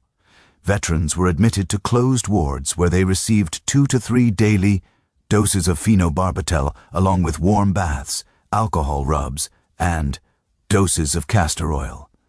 Does that sound relaxing to you? Because I'm pretty sure being locked in a hospital room, pumped full of barbiturates, soaked in warm baths, and given castor oil is its own special kind of torture, but it was considered state-of-the-art treatment at the time. Another method was called the Townes-Lambert treatment, developed by Dr. Alexander Lambert in partnership with Charles Townes. This approach involved gradually reducing morphine intake while administering a mercury-based pill called blue mass. Yes, mercury, that famously safe and not at all toxic element, along with a plant-based mixture of belladonna, hyoamus, and xanthoxylum. If this sounds like something a Victorian-era mad scientist would cook up, that is because it basically was. but desperate times called for desperate measures. The success rate of these treatments was not great. Many veterans would complete the program, suffer through weeks of withdrawal, return to civilian life feeling shaky but hopeful, and then relapse within months. Because here is what doctors still did not fully understand. Addiction is not just physical dependency. It is not just about your body needing the drug. It is also psychological. It is about the memories, the trauma, the pain that morphine helped you escape. It is about finding yourself back in civilian life, unable to sleep because every sound reminds you of artillery, unable to work because your hands shake, unable to explain to your family what you experience because they could never understand. And then you remember morphine made all that go away, at least for a little while. By 1925, the situation was serious enough that the American Legion announced that the Bureau Hospital in Palo Alto, California, would be one of our hospitals nationwide, specifically designated for treating addicted ARY veterans.br. The fact that they needed specialized facilities tells you how widespread the problem had become. But even with dedicated treatment centers, the success rate remained discouragingly low. There is something particularly tragic about the World War I morphine crisis. It happened despite people knowing better. Unlike the Civil War, where morphine addiction was a genuine surprise, doctors in the 1910s knew about the risks. They had decades of evidence. They tried to be careful. They implemented controls, and still tens of thousands of men became addicted. Because when you are faced with industrialized suffering on an unprecedented scale, when you have more wounded men than you can count, all screaming in agony, theoretical knowledge about addiction risks becomes irrelevant. You do what you must to stop the suffering, and you deal with the consequences later. In 1928, federal prison records in Atlanta showed dozens of morphine addicts among the inmates. Many were World War I veterans who had turned to crime to support their dependency after legitimate medical access was cut off. The war hero turned addict turned criminal became a familiar narrative in the press, though usually the coverage focused on moral condemnation rather than understanding the medical and psychological factors at play. The pattern was depressingly familiar. War creates wounded men, morphine provides relief. Dependency develops, veterans come home, and struggle. Society blames them for being weak. Treatment fails more often than it succeeds. Some turn to crime. Prison becomes the final destination. Rinse and repeat. Every generation learns this lesson the hard way. Or rather, every generation fails to learn this lesson and insists on repeating the same mistakes. But World War I taught us something else about morphine, something that would become crucial in later conflicts. Military medical services realized that speed of administration mattered enormously. The faster you could get morphine to a wounded soldier, the better his chances of survival, because severe pain itself can kill through shock. This insight would drive innovation in drug delivery systems. If morphine was essential, and clearly it was, then it needed to be portable, easy to administer, and fast-acting. This realization would lead to one of the most important medical innovations of the next war. A war that was coming faster than anyone wanted to believe. A war where morphine would prove even more essential, where medical teams would perfect the art of battlefield pain management, and where a simple disposable syringe would save countless lives while creating new challenges that would echo for generations. The Second World War was on the horizon, and with it, a revolution in how morphine reached the soldiers who needed it most desperately. Hold out your hand and imagine something about the size and shape of a travel-sized toothpaste tube, lightweight, compact, simple enough that a terrified 18-year-old could use it in the dark while under fire. This unremarkable little device called a morphine syringe would become one of the most important medical innovations of World War II. It would save hundreds of thousands of lives, and it would also teach military medicine a terrifying lesson about what happens when pain relief becomes too easy, too fast, and too available. September 1st, 1939. Germany invades Poland and the world, descends into the most destructive conflict in human history. By the time the guns fall silent in August 1945, somewhere between 70 and 85 million people will be dead. The scale is almost incomprehensible. And for the wounded, and there were tens of millions of wounded, morphine would once again be the difference between bearable suffering and absolute hell. But World War II was different from previous conflicts in crucial ways. The pace was faster, the weapons were deadlier. The battles spanned entire continents and oceans. A soldier could be fighting in the frozen forests of Russia, the scorching deserts of North Africa, the steaming jungles of the Pacific, or the bombed-out cities of Europe. Medical supplies needed to work anywhere in any conditions, and they needed to work immediately. The problem with the traditional morphine delivery system, glass syringes with metal needles, was that they were fragile, bulky, and required some level of training to use properly. You needed to break open an ampule of morphine, draw it into the syringe, find a vein or muscle, and inject carefully. Under battlefield conditions, with shaking hands in the dark while people are shooting at you, this was far from ideal. Soldiers needed something simpler, something foolproof, something that could be carried in a pocket and used with one hand if necessary. Enter the morphine. The name is a clever play on syringe and the diminutive suffix. It was designed by the Squibb Pharmaceutical Company. Yes, the same Squibb that would later merge with Bristol-Myers specifically for military use. The design was ingenious in its simplicity. Picture a small tube made of metal or later plastic about the size of your pinky finger. At one end is a wire loop you can use to attach it to a uniform or first aid kit. At the other end is a thin, short needle protected by a small cap. Inside the tube is a pre-measured dose of morphine tartrate, usually 30 milligrams, though sometimes smaller doses were used. To use it, you remove the cap, insert the needle under the skin or into a muscle, and squeeze the tube like you're squeezing toothpaste. The morphine flows out. When the tube is flattened, you know you have administered the full dose. That is it. Simple, effective, brilliant. The current was issued to combat medics as part of their standard equipment. It was also included in some first aid kits and battalion aid station supplies. In the American military, combat medics would typically carry multiple curettes attached to their uniforms. You would often see photos of medics with 4 or 5 sets clipped to their jackets, ready for immediate use. For soldiers, seeing those serrets on a medic was like seeing a guardian angel. It meant relief was possible. It meant someone cared about their pain. But here is where the set's simplicity created both benefits and problems. Because it was so easy to use, soldiers could administer morphine to each other, or even to themselves.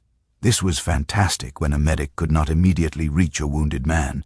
A buddy could grab a cigarette and provide relief.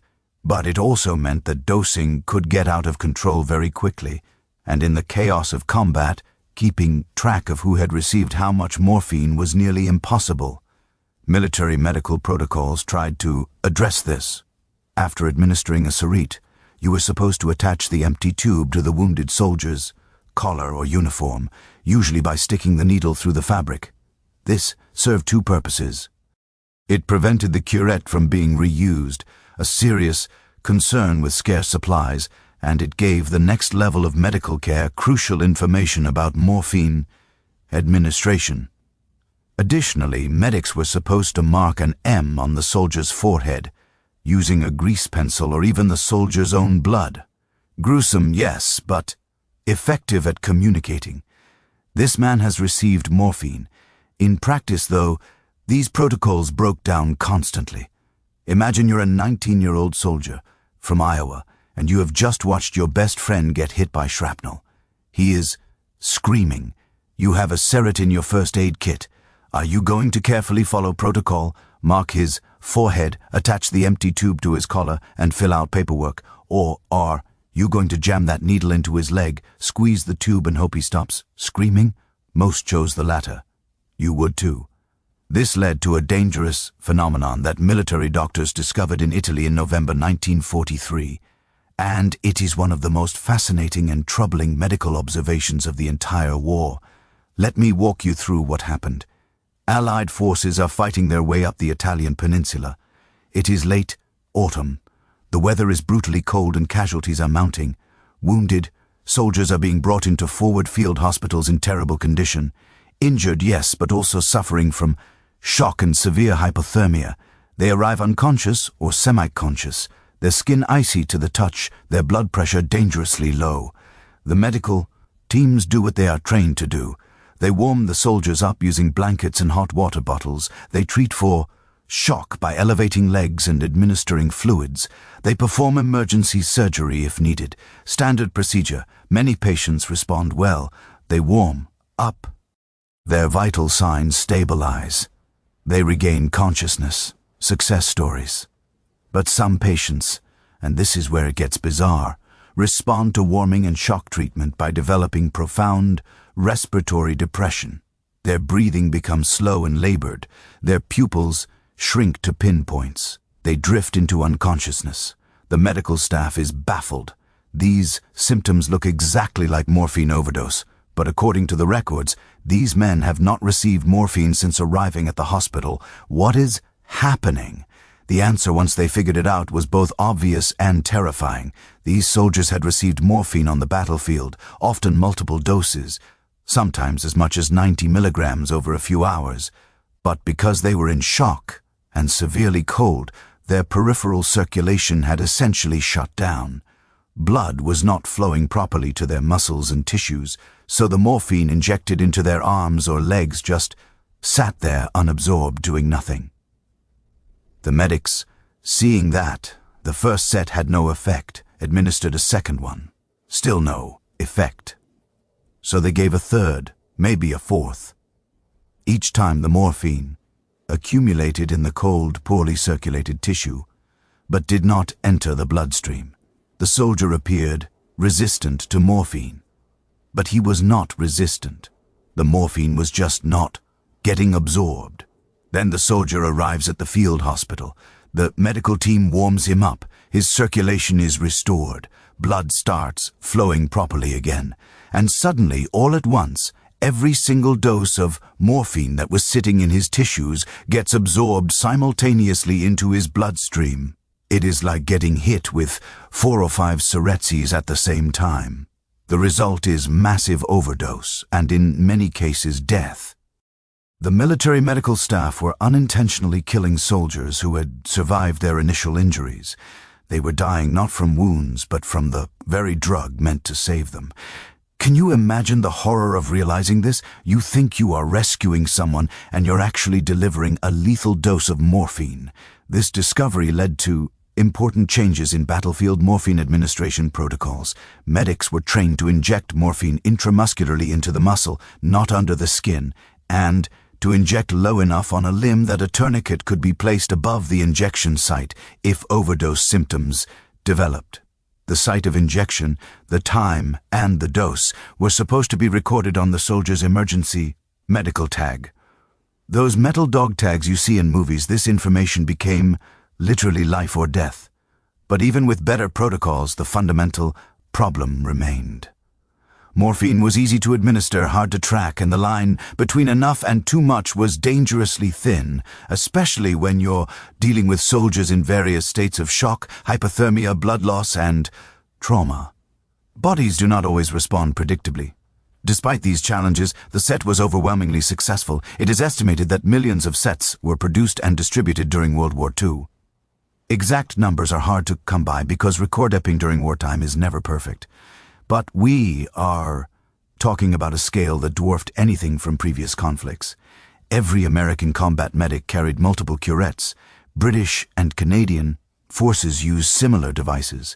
Even German forces had their own versions. The psychological impact of the curette cannot be overstated. For soldiers, knowing that pain relief was available right there in a medic's pocket, provided enormous comfort even before they were wounded.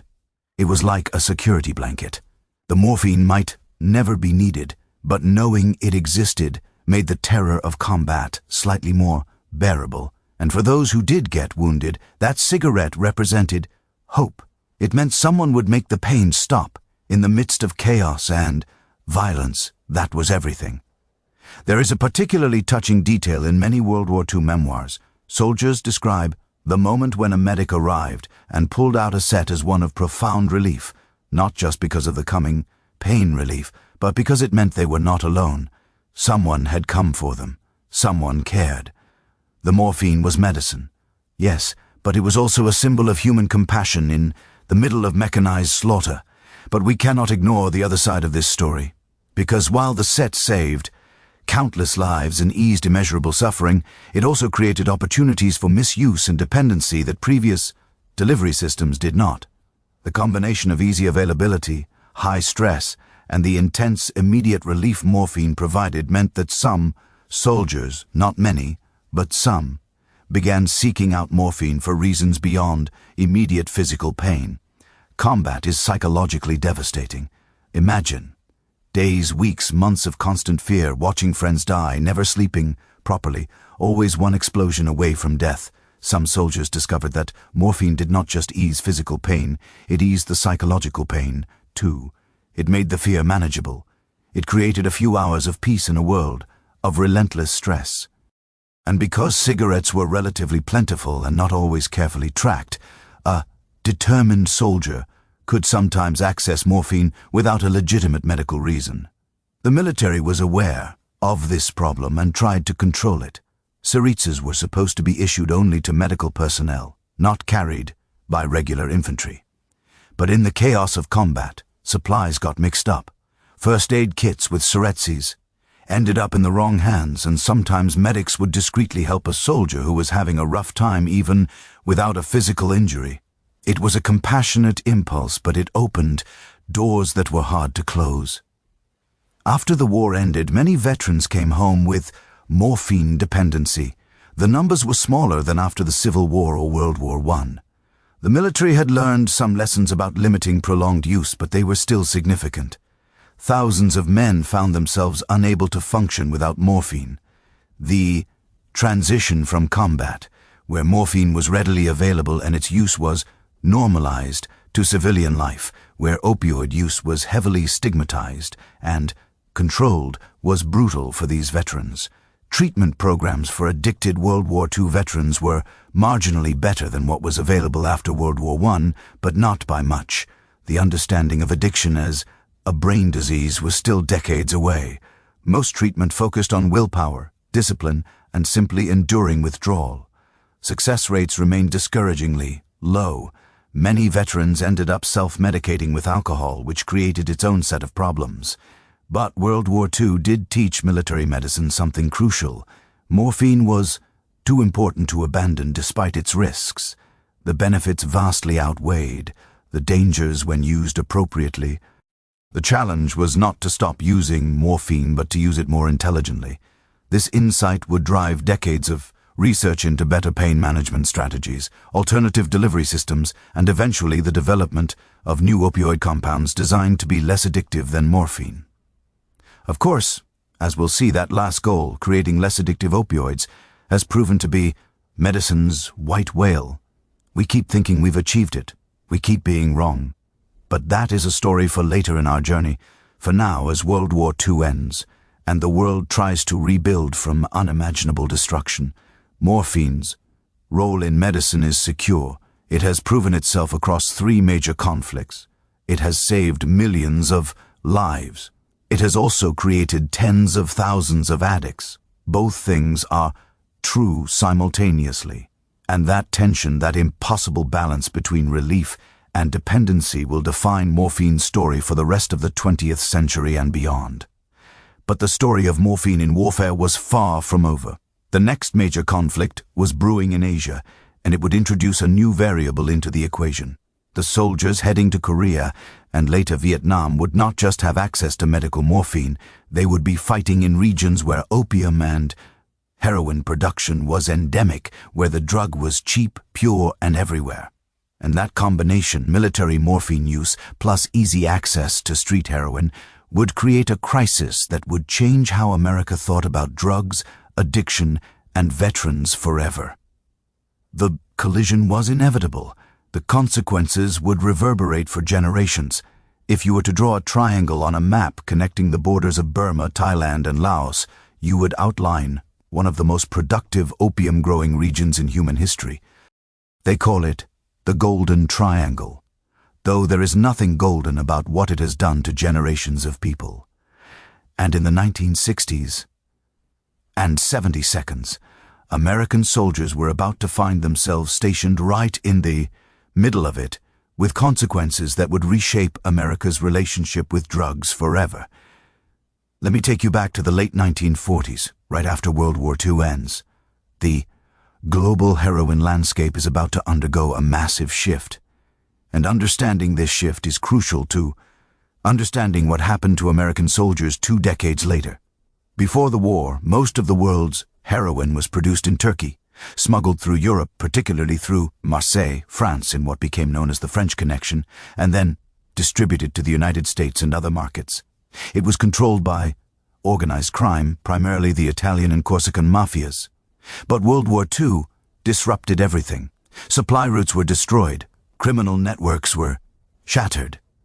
The heroin trade temporarily collapsed. In the power vacuum that followed, something interesting happened.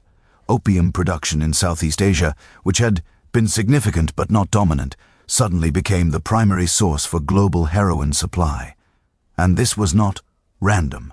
It was the result of complex political machinations involving nationalist Chinese forces, French colonial interests, CIA-backed anti-communist operations, and local warlords who saw opium as the perfect cash crop for funding their armies. The geography of the Golden Triangle is perfect for opium cultivation. The mountainous terrain, the climate, relative inaccessibility, all of it makes this region ideal for growing poppies. And unlike other agricultural products, opium has an incredible value-to ratio. A farmer can produce thousands of dollars worth of opium from a small plot of land. It does not rot. It does not require refrigeration. It is easy to transport. For poor farmers in one of the world's most impoverished regions, opium represented economic survival. By the early 1960s, the Golden Triangle was producing vast quantities of opium. Much of it was processed into heroin in clandestine laboratories hidden in the mountains and jungles. The heroin was then smuggled to markets around the world. But the biggest market, the most profitable, the most eager, was about to arrive in the form of millions of young American men sent to fight in Vietnam. The Vietnam War began gradually with American advisors arriving in the late 1950s and early 60s, but it escalated dramatically in 1965 when President Lyndon Johnson committed ground troops. Over the next decade, approximately 4 million American service members would serve in Vietnam or in supporting roles throughout Southeast Asia. 4 million young men and women, most barely out of high school, thrust into a war that made no sense, with no clear objectives, facing an enemy they could not identify in a climate and environment that felt like another planet. And they were stressed. Oh, were they stressed. Vietnam was not like previous wars. There were no front lines, no clear battles, no decisive victories. You could patrol the same village 10 times and never know if the friendly farmer selling you fruit in the morning was the Viet Cong soldier trying to kill you at night. The psychological toll was immense. Sleep deprivation, constant fear, witnessing horrific violence, moral injuries from things soldiers saw or were ordered to do. It created a level of psychological trauma that the military was completely unprepared to handle. The military's response to soldier stress in Vietnam relied heavily on the same solution they had used in previous wars: pharmacology. Morphine was still available for physical injuries, though by this point the military was also using other opioids like Demoral. But more insidiously, the military was distributing amphetamines, speed, to keep soldiers alert during long patrols, and barbiturates to help them sleep. Some estimates suggest that American forces consumed more amphetamines during the Vietnam War than the German military used during all of World War II. Think about that for a moment. So you have millions of young Americans in Southeast Asia, many of them using prescription drugs just to function, all of them under extreme stress and many of them experiencing physical and psychological pain that medicine was not adequately addressing. Now add one more element to this volatile mix: incredibly pure, incredibly cheap heroin, available on virtually every street corner. In Vietnam, Thailand, and other areas where American soldiers were stationed, heroin was astonishingly easy to obtain. A soldier could buy heroin more easily than he could buy American cigarettes. It was sold in markets, in bars, by street vendors, even by children. And it was pure, not the cut adulterated heroin you would find on American streets, but heroin that was 70, 80, 90% pure. A dose that would cost $50 or $100 in the United States could be purchased for a few dollars in Saigon. The heroin came in small vials, pre-measured, convenient. Soldiers did not need to inject it. The purity was so high that smoking it or snorting it produced powerful effects. This was important because many soldiers had a psychological barrier against injection. "I am not a junkie," they would tell themselves. "Junkies inject. I am just smoking." It was distinction that allowed them to maintain some sense of control even as they spiraled into addiction. At first, use was sporadic. A soldier would try heroin at a party, or a buddy would offer it as a way to cope with a particularly bad day. The effect was immediate and powerful. All the stress, fear, anger, and pain just disappeared. For a few hours, Vietnam did not exist. The war did not exist. You could feel human again. You could feel safe.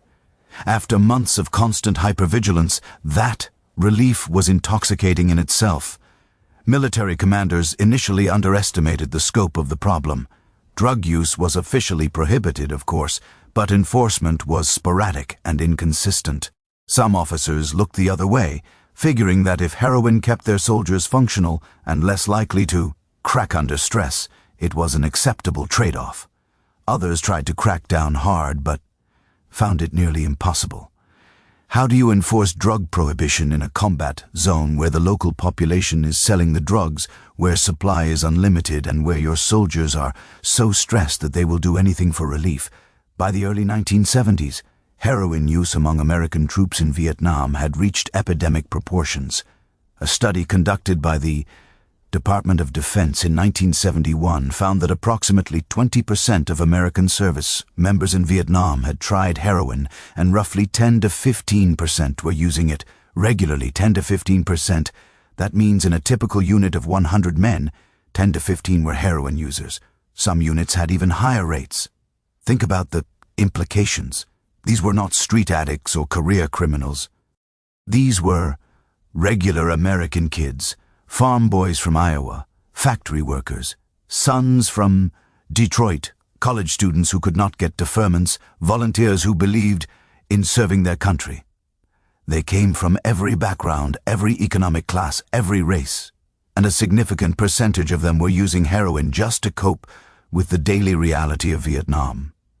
The American public was largely unaware of the scale of the problem until 1971, when a congressman named Robert Steele held hearings investigating drug use among American troops. The findings were shocking and generated enormous media coverage. Headlines screamed about the heroin epidemic in Vietnam. There was panic about hundreds of thousands of addicted soldiers returning to American cities, spreading their addiction, driving crime rates through the roof.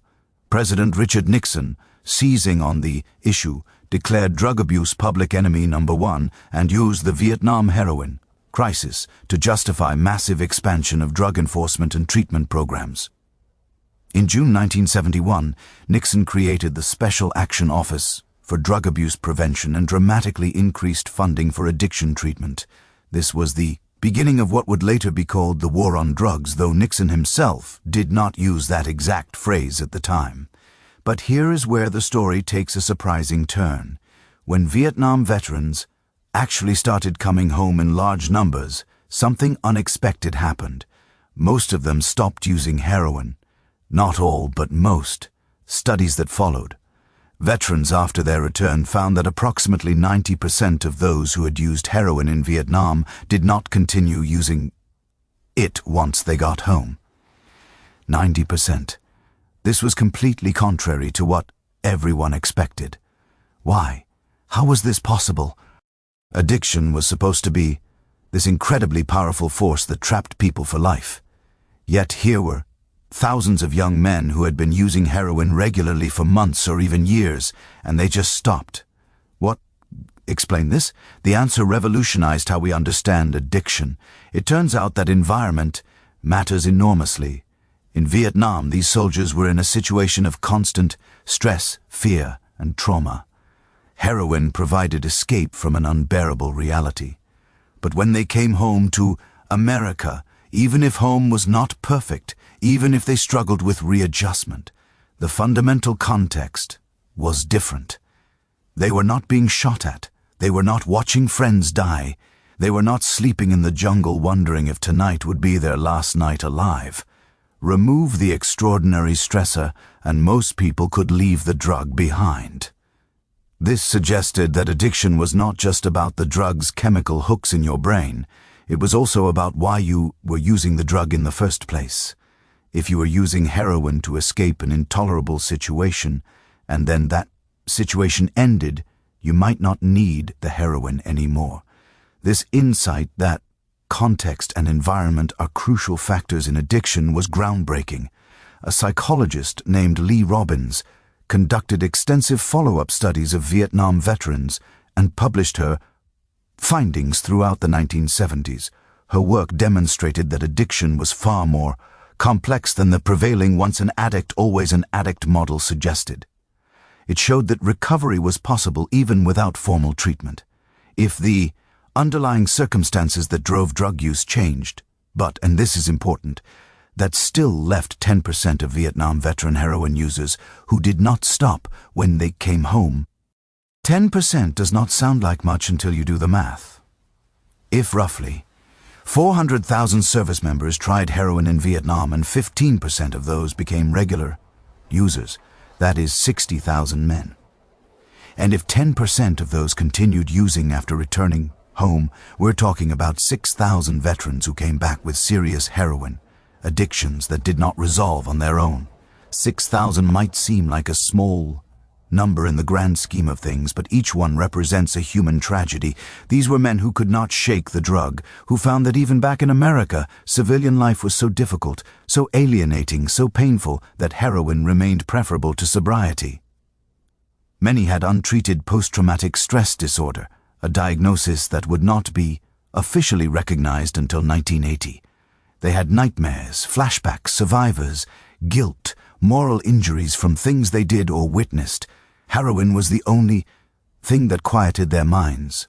The treatment infrastructure in America in the 1970s was completely inadequate for this influx of addicted veterans. Methadone maintenance programs were just beginning to expand. Therapeutic communities existed, but were often hostile to veterans, viewing them as different from real addicts. Veterans Administration hospitals were overwhelmed and underfunded. Many addicted veterans fell through the cracks, ending up homeless, incarcerated, or dead from overdoses. There is a particularly heartbreaking aspect of the Vietnam veteran heroin crisis that often gets overlooked: the stigma. These men came home from an unpopular war to a country that largely despised them. They were called baby killers, war criminals, dupes of the military-industrial complex. They could not get jobs because employers did not want to hire Vietnam vets. They could not talk about their experiences because nobody wanted to hear. And then on top of all that, if they were struggling with heroin addiction, they were labeled as weak, immoral, criminal. The contrast with how World War II veterans were treated is stark.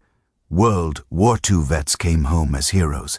Even if they had addiction problems, Vietnam vets came home as pariahs, and their addiction problems were seen as proof of their moral failure rather than as consequences of their service.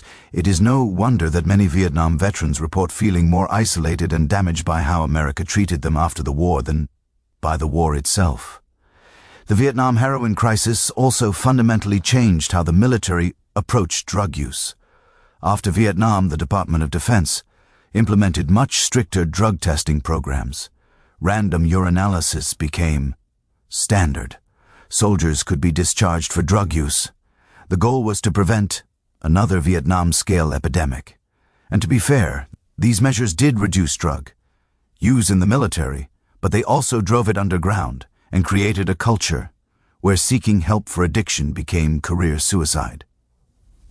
What the Vietnam experience really showed us, though we've been slow to learn the lesson, is that you cannot separate drug use from the context in which it occurs.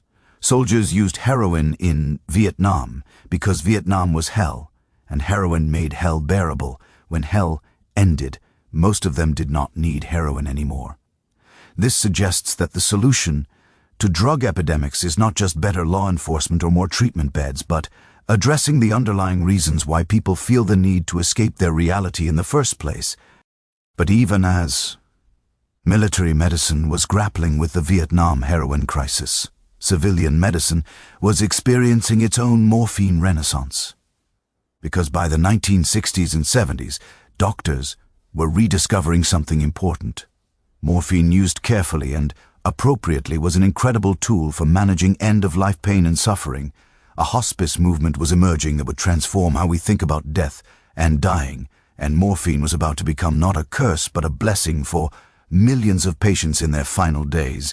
This revolution in palliative care, this recognition that dying patients deserve dignity and comfort, and that morphine could provide both, would represent morphine's redemption arc.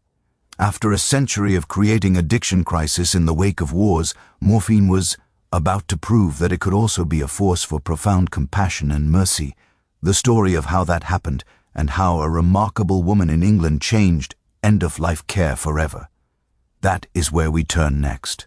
There is a woman standing in a hospital corridor in London in 1948 watching a patient die badly. His name is David Tasma. He is 40 years old, dying of cancer, and he is in agony. The nurses bustle past, busy with other patients. The doctors have given up. There's nothing more they can do. David lies alone in a noisy ward, terrified, in pain, with no one to hold his hand or listen to his fears. And this woman, a young nurse and social worker named Cicely Saunders, is watching all of this and thinking, there has to be a better way. What Cicely Saunders witnessed that day would change the course of modern medicine. She would spend the next 2 decades building something revolutionary, a place where dying was not treated as medical failure, but as a natural process deserving dignity, compassion, and yes, generous amounts of morphine. She would prove that morphine, used wisely, could be one of medicine's greatest gifts rather than one of its greatest curses, and her work would transform how millions of people experience the end of life. But let us back up a bit, because to understand why palliative care was so revolutionary, you need to understand what dying was like in the mid-10th century. And I promise you, it was not pleasant. By the 1950s and 60s, medicine had achieved remarkable things. Antibiotics were saving people from infections that would have killed them a generation earlier. Surgical techniques were advancing rapidly. Cancer treatments, like chemotherapy and radiation, were being developed. The whole philosophy of modern medicine was oriented toward cure, toward fighting disease, toward extending life at all costs. Which sounds great, right? Except that for many patients, particularly those with terminal cancers or other incurable conditions, this fight at all costs approach meant something very different. It meant being subjected to aggressive treatments even when there was no realistic hope of recovery. It meant spending your final weeks or months in a hospital undergoing procedures that made you feel worse, not better. And perhaps most tragically, it meant that pain management was often inadequate because doctors were so focused on treating the disease that they forgot about treating the suffering. There was a pervasive attitude in mid-century medicine that aggressive pain management, particularly with morphine, was something you saved for the very end, literally the last few days or hours of life. The reasoning went something like this. If we give patients strong opioids too early, they will become addicted. Their tolerance will increase, and then when they really need the drugs at the end, they will not work. Better to let them suffer now. So, the medicine will be effective later. Can you imagine that logic? Let someone suffer for months so that maybe possibly the drugs will work better in their final hours.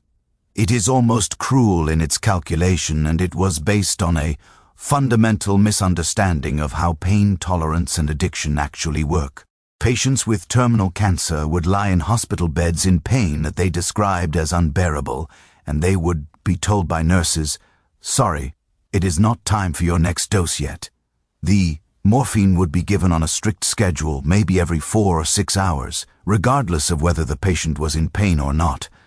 And if you were in agony at hour 3, too bad. Wait your turn. The philosophy was that pain was something you endured, something that built character, something that made you appreciate the relief when it finally came. This is the world that Cicely Saunders decided to change. After watching David Tasma die, she had a long conversation with him about what dying patients really needed. David, even in his final weeks, had dreams. He wanted a place where people could die, peacefully, surrounded by beauty and compassion, without their suffering being ignored or minimized. He gave Cicely £500, essentially his entire estate, and told her, "I will be a window in your home." Cicely took that gift, that vision, and ran with it. But first, she had to become a doctor herself, because she realized that nurses and social workers, no matter how passionate, could not change medical protocols. She enrolled in medical school at the age of 33, ancient by the standards of the time, and graduated 6 years later. She then spent years researching pain management, particularly in terminal cancer patients, and what she discovered was revolutionary. Working at St. Joseph's Hospice in London during her training, Saunders made systematic observations that contradicted everything conventional medicine believed about pain and morphine. She found that if you gave patients regular doses of morphine before their pain became severe, if you stayed ahead of the pain rather than chasing it, you actually needed less medication. Overall, the patients were more comfortable, more alert, more able to interact with their families. And, contrary to medical dogma, they were not becoming helpless addicts. They were becoming human beings who could focus on living their remaining time rather than just surviving their pain. Saunders also developed a concept she called total pain.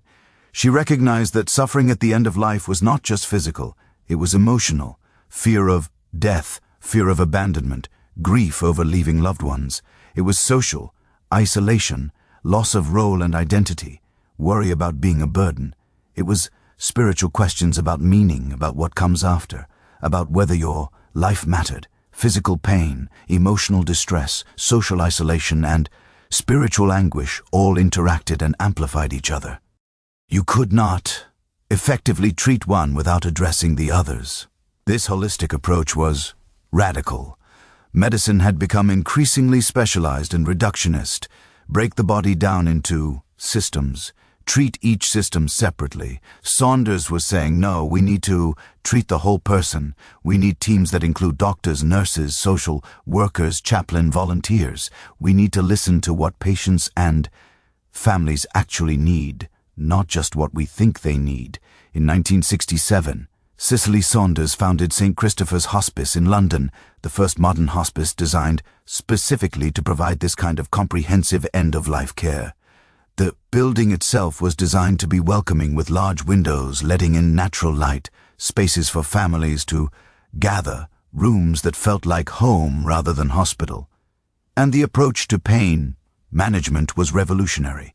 At St. Christopher's, morphine was given regularly by mouth before pain became severe.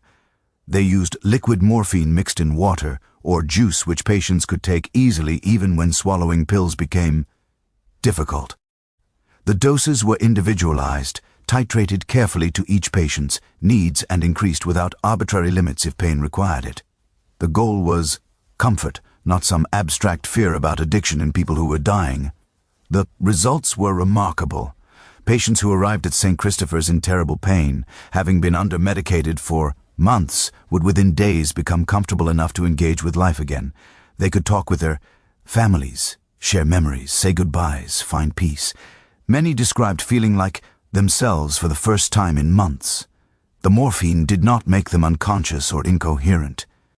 Proper dosing actually made them more present, more aware, because they were not being consumed by pain. Saunders and her team also made another crucial discovery.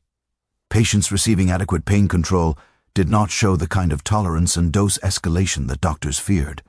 Yes, some patients needed increased doses over time as their disease progressed, but this was usually because the underlying condition was getting worse, not because they were developing tolerance. And at the end, in the final days or hours, they could increase morphine as needed without worrying that would not work, because the patient was used to it. The philosophy of regular morphine administration, what Saunders called by the clock, not on demand, spread from St. Christopher's throughout the United Kingdom and eventually worldwide. In 1974, the first hospice in the United States was founded in Connecticut by Florence Wald, who had visited St. Christopher's and been inspired by what she saw. The hospice movement was born. By the 1980s, the approach to cancer pain management that Saunders pioneered was being codified into international guidelines. The World Health Organization developed what became known as the WH Pain Ladder in 1986. It was a three-step approach. Step 1, for mild pain, use non-opioid analgesics, like acetaminophen or ibuprofen. Step 2, for moderate pain, add weak opioids like codeine. Step 3, for severe pain, use strong opioids like morphine. The crucial message was match the strength of the pain medication to the intensity of the pain and do not withhold effective medication out of fear. Morphine became recognized as the gold standard for severe cancer pain, not because it was the only option. Other opioids like hydromorphone, oxycodone, and fentanyl were also effective, but because morphine was inexpensive, well-studied, available in multiple formulations, and when used properly, extremely safe and effective. The phrase, morphine for cancer pain, became synonymous with compassionate, appropriate medical care. Research conducted in palliative care settings throughout the 1980s and 90s confirmed what Saunders had been saying all along. Patients receiving adequate morphine for terminal cancer pain rarely became psychologically addicted. Yes, their bodies became physically dependent, meaning they would experience withdrawal if morphine was suddenly stopped. But that is very different from addiction.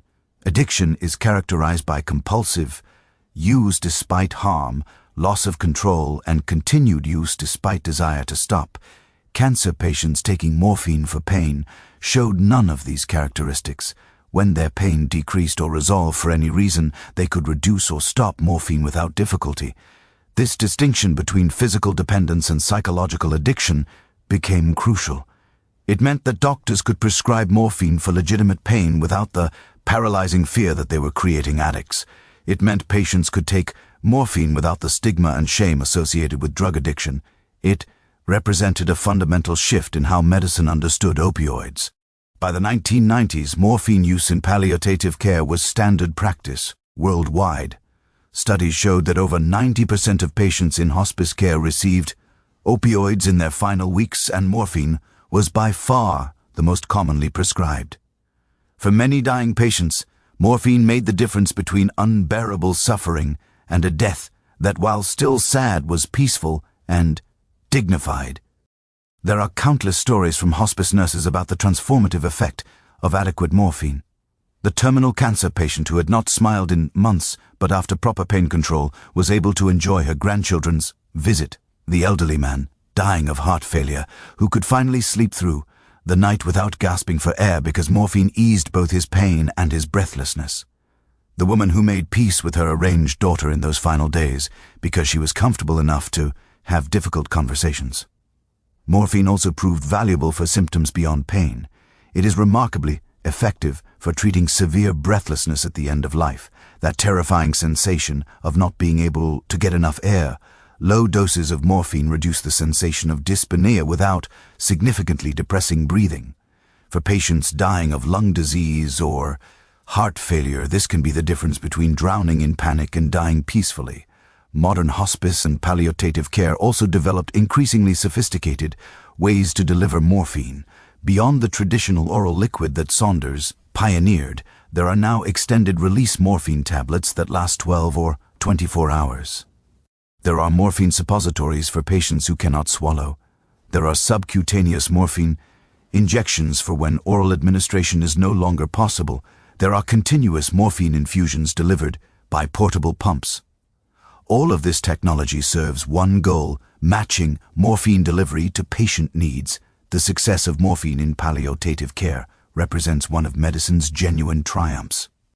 After spending over a century grappling with morphine's dark side, the addiction, the overdoses, the ruined lives, medicine finally figured out how to use this powerful drug the way it was always meant to be used, as a tool for reducing suffering, as an instrument of compassion, as a way to honor human dignity at the most vulnerable moment of existence.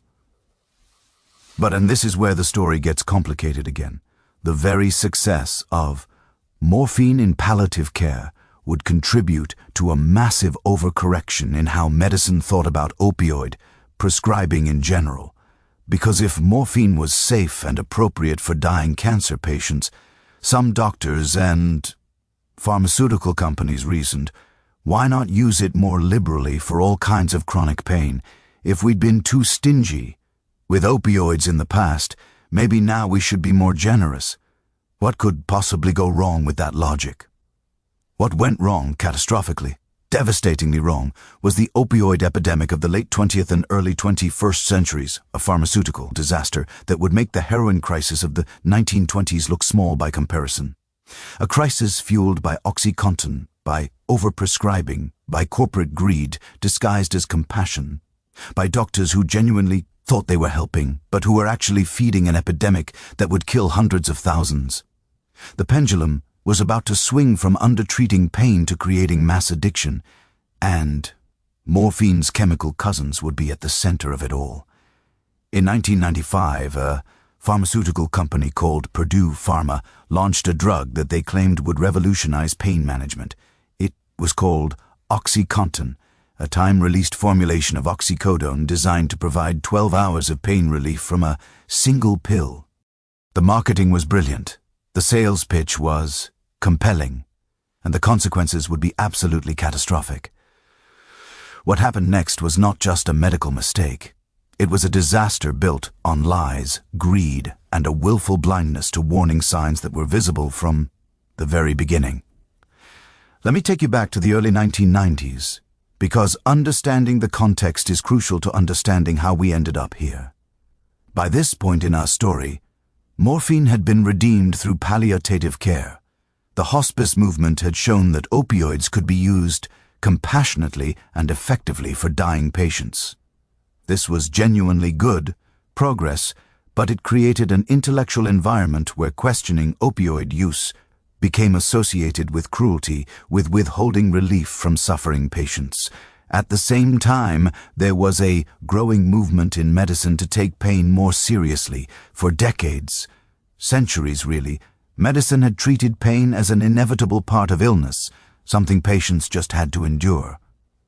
But by the 1980s and 90s, pain specialists were arguing that pain itself was harmful, that chronic, untreated pain created physiological changes in the nervous system, that allowing patients to suffer was not just unkind, but actually bad medicine. This led to what became known as the pain as the fifth vital sign movement. The idea was that pain should be assessed and documented alongside blood pressure, pulse, temperature, and respiratory rate. Every patient visit should include a pain assessment. Pain should be treated aggressively. Undertreating pain should be considered medical negligence. It all sounded so compassionate, so patient-centered.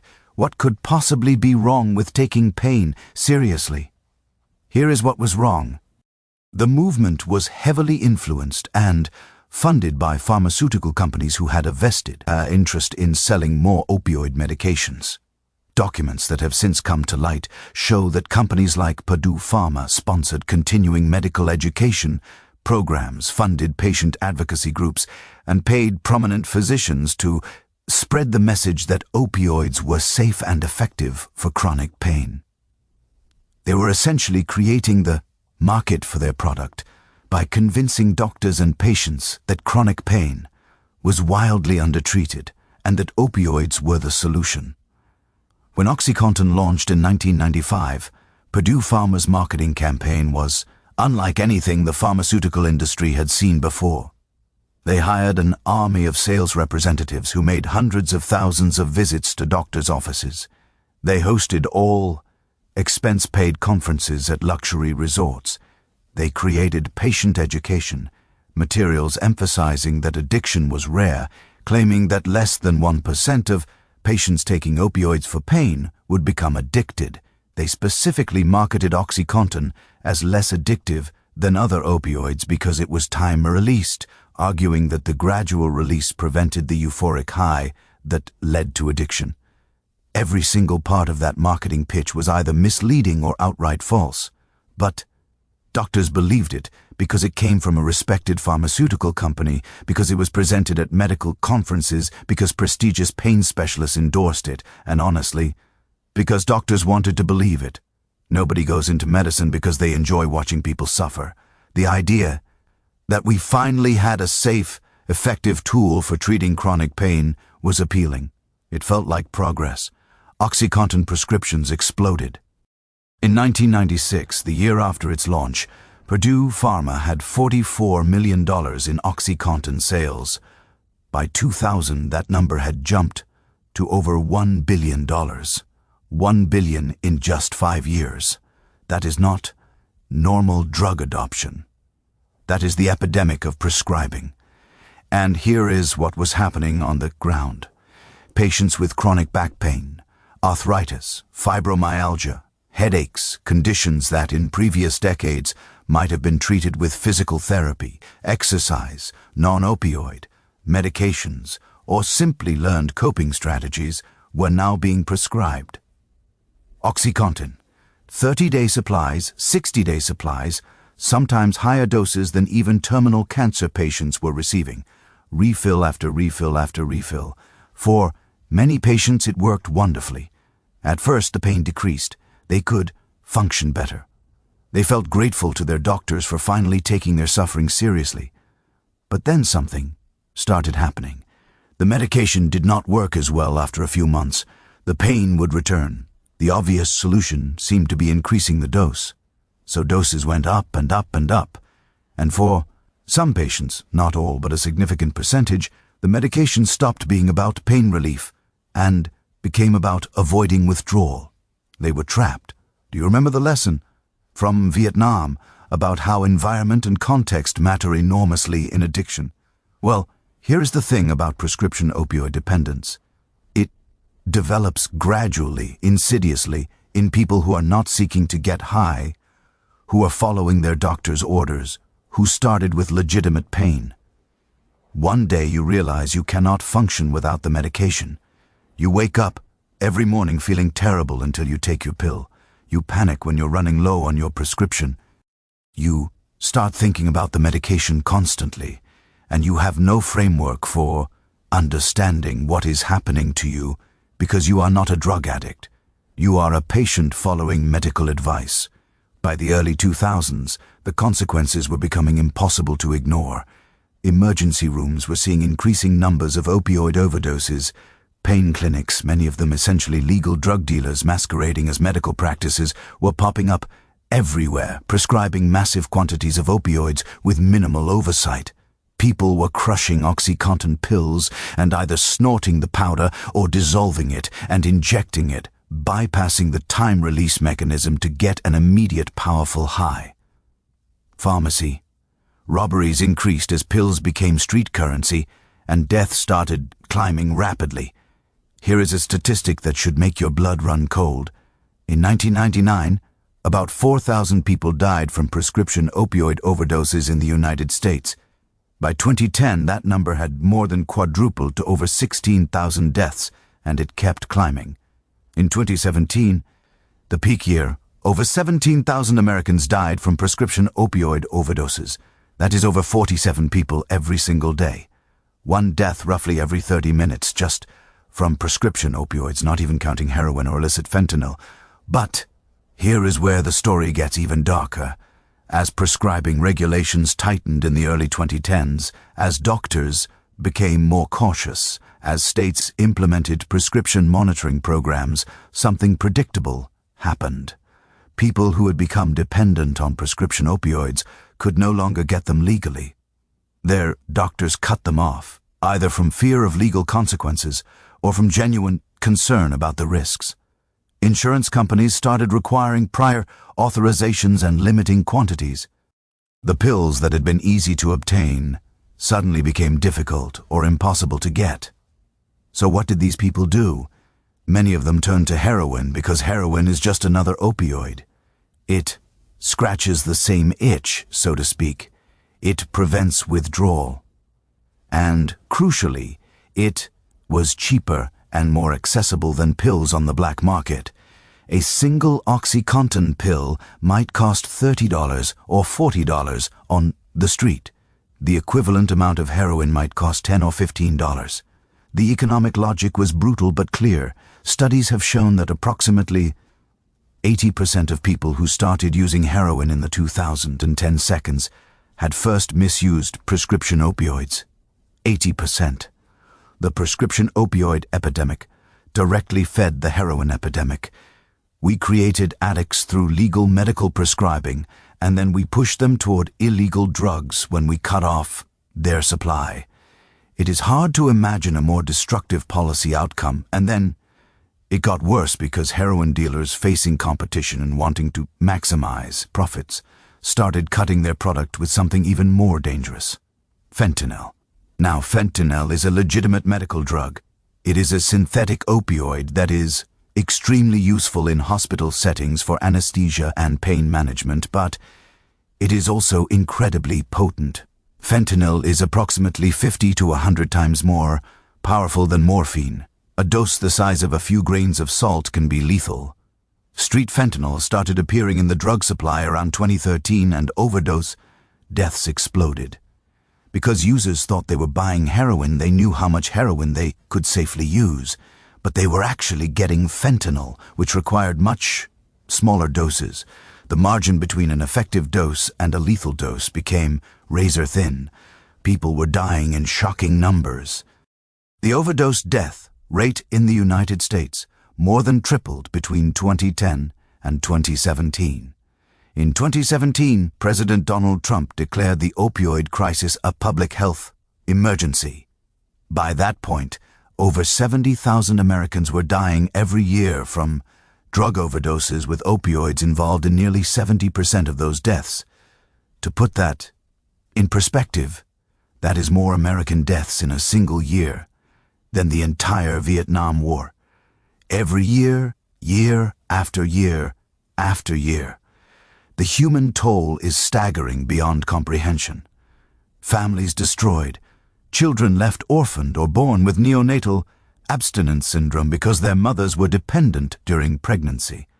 Communities devastated, particularly in rural areas and Rust Belt towns where economic despair made people vulnerable to addiction in the first place. Healthcare systems overwhelmed, first responders traumatized by constantly responding to overdose calls. The economic cost has been estimated at over $1 trillion between 2001 and 2017, including healthcare expenses, lost productivity, and criminal justice costs.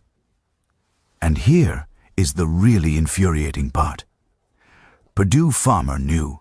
They knew from early on that OxyContin was being abused, that their marketing claims were false, that addiction rates were much higher than they admitted. Internal documents show that they were aware of the problem as early as 1997, but continued their aggressive marketing campaign.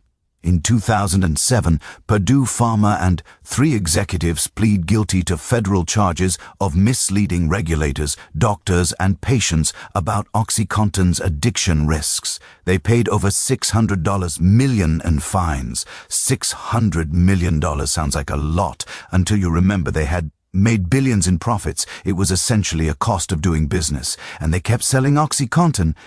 The settlements did not require them to stop. It was not until 2019 that Purdue Pharma finally filed for bankruptcy amid thousands of lawsuits from states, cities, and individuals. Members of the Sackler family who owned Purdue Pharma had extracted billions of dollars from the company over the years. They are among the wealthiest families in America. Their names on museum wings and university buildings, their fortunes built on pills that killed hundreds of thousands of people. The cruel irony, the painful, bitter irony, is that while the opioid epidemic was raging, genuinely suffering patients who legitimately needed opioid medications started having trouble accessing them. The pendulum swung from overprescribing to underprescribing. Doctors, terrified of regulatory action or lawsuits, became reluctant to prescribe opioids even when medically appropriate. Patients with severe cancer, pain, with sickle cell disease, with other conditions where opioids were clearly indicated suddenly found themselves treated with suspicion, having to jump through bureaucratic hoops, sometimes being abandoned by their doctors entirely. Insurance companies made it worse by requiring prior authorizations for opioid prescriptions, creating delays of days or weeks. Pharmacies pressured to identify potential drug seekers sometimes refused to fill legitimate prescriptions. The Centers for Disease Control issued guidelines in 2016, recommending limits on opioid prescribing, which were meant to be flexible guidance but were often implemented as rigid rules. Patients were being involuntarily tapered off medications they had been stable on for years, sometimes driven to suicide by the combination of intractable pain and forced withdrawal. So we ended up in this nightmarish situation where the people who abused opioids were dying in droves. The people who genuinely needed them could not get them, and the pharmaceutical companies that caused the problem faced minimal consequences. It is medicine's greatest self-inflicted wound of the 21st century. And at the heart of it all is the same molecule that Satna isolated in his pharmacy in 184. Morphine's chemical descendants, oxycodone, hydrocodone, fentanyl, wreaking the same havoc, the same destruction, the same cycles of relief and ruin that have followed morphine through 2 centuries. The question we keep asking is, have we learned anything? After the Civil War morphine epidemic, after the heroin disaster of the 1920s, after Vietnam, after OxyContin, have we finally learned how to use these powerful drugs wisely, or are we doomed to keep repeating the same mistakes, swinging between extremes of permissiveness and restriction, never finding the balance? The answer is complicated, nuanced, and honestly not entirely reassuring, because morphine and its relatives are genuinely necessary. We cannot simply ban them and return to a pre-morphine world where surgery is torture and dying. Patients scream in agony, but we also cannot pretend that these drugs are safe when carelessly prescribed. The challenge is threading the needle between access and caution, between compassion and responsibility. And that challenge, finding morphine's proper place in 21st century medicine, that is where we must turn our attention. Now, as we approach the end of this 200-year journey, walk into any modern hospital anywhere in the world and you will find morphine. It sits in locked medication carts on every floor. It flows through intravenous lines into patients recovering from surgery. It eases the final hours of dying patients in palliative care units.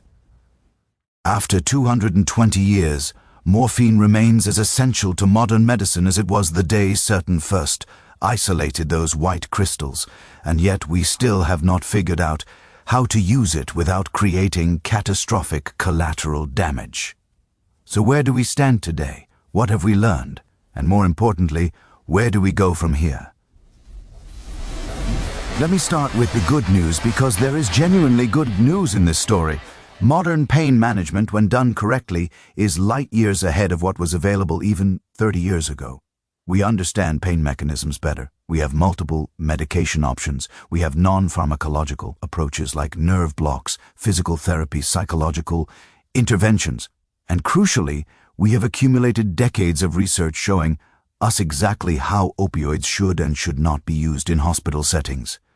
Today, morphine is administered with a level of precision that would astonish doctors from even the 1980s patient-controlled analgesia pumps. Let patients self-administer small doses of morphine when they feel pain within programmed safety limits.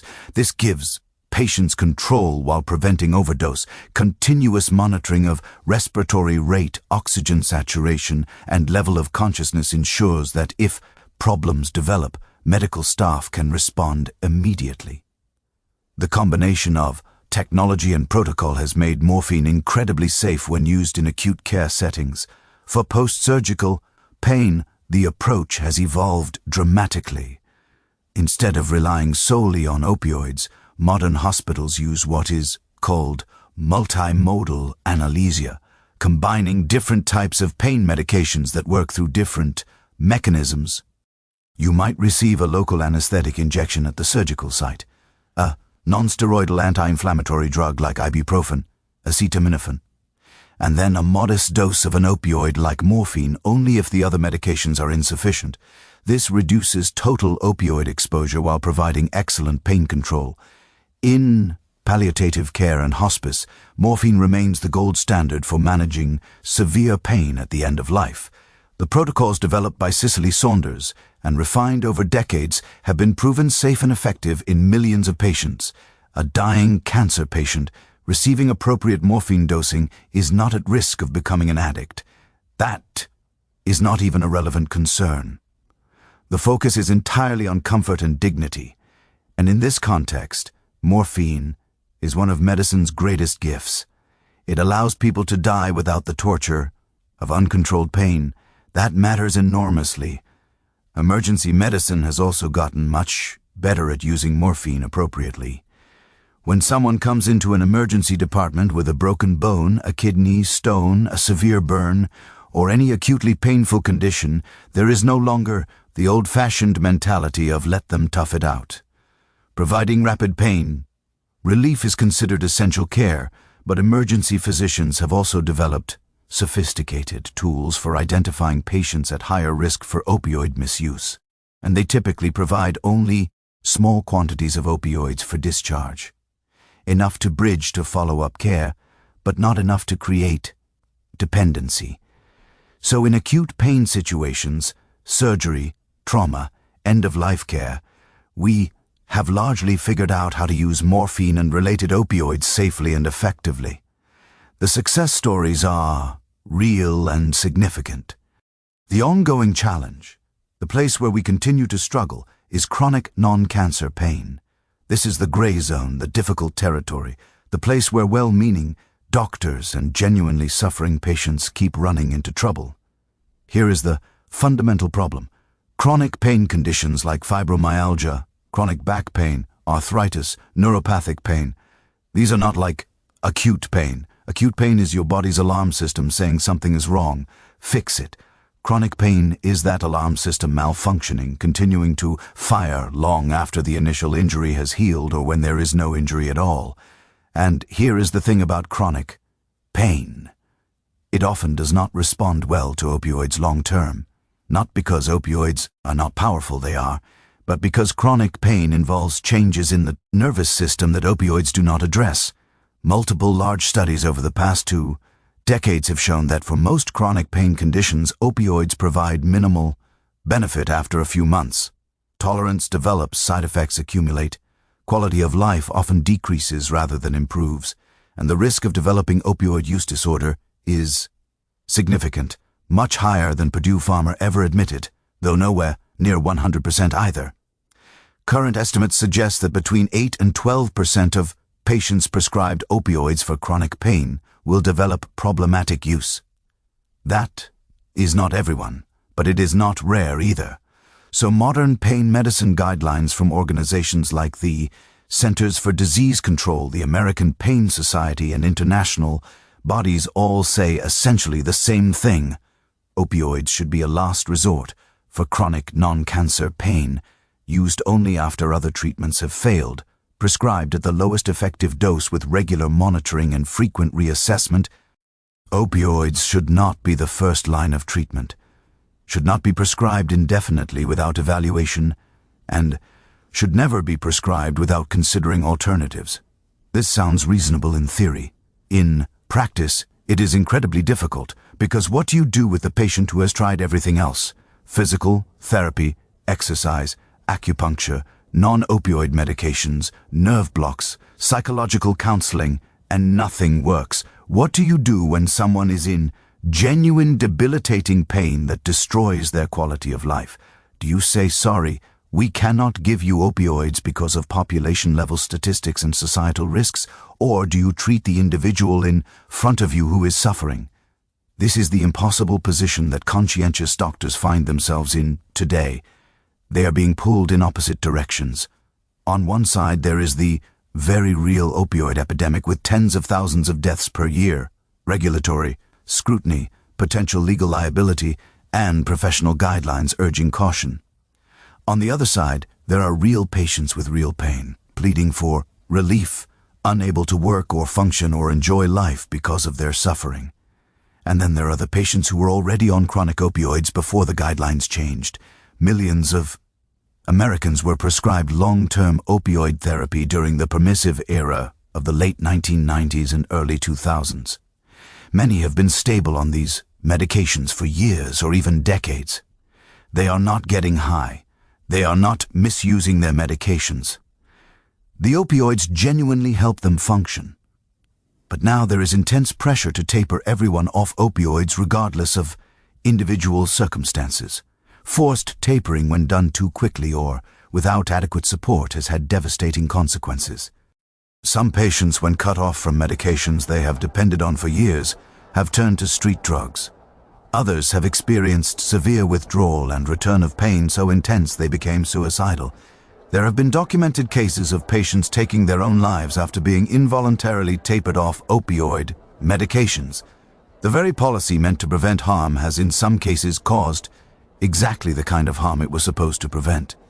This is the tragedy of pendulum swings in medicine. We go from one extreme to another, and vulnerable people get crushed in the middle. In the late 90s and early 2000s, we prescribed opioids too freely, creating widespread addiction. Now, we're prescribing them too restrictively, abandoning patients who genuinely benefit from them. The sensible middle ground, individualized treatment based on careful risk-benefit analysis is incredibly difficult to achieve in practice. One of the most promising developments in recent years has been the expansion of medication as assisted treatment for opioid use disorder. Drugs like buprenorphine and methadone are opioids themselves, but they are designed to prevent withdrawal and craving without producing significant euphoria. They allow people with opioid addiction to stabilize their lives, hold jobs, maintain relationships, while gradually addressing the underlying issues that drove their drug use. There is also naloxone, the opioid overdose reversal medication. Naloxone blocks opioid receptors in the brain, instantly reversing an overdose if given in time, making naloxone widely available to first responders, to drug users themselves, to family members of people at risk, has saved countless lives. In many states, you can now get naloxone at a pharmacy without a prescription. It is not a solution to the opioid crisis, but it is a harm reduction measure that keeps people alive long enough to potentially get treatment. Research into non-opioid pain treatments has accelerated dramatically in response to the opioid crisis. Scientists are investigating nerve growth factor inhibitors, voltage-gated sodium channel, blockers, cannabinoids, and dozens of other approaches that might provide pain relief without addiction risk. Some of these are showing promise, but here is the reality. None of them will be as immediately powerfully effective as morphine for severe acute pain, morphine and its relatives remain unsurpassed for certain clinical situations. And that is unlikely to change. What about the future? Where is this story heading? There is a significant push in both research and policy circles to develop what is often called a non-addictive opioid.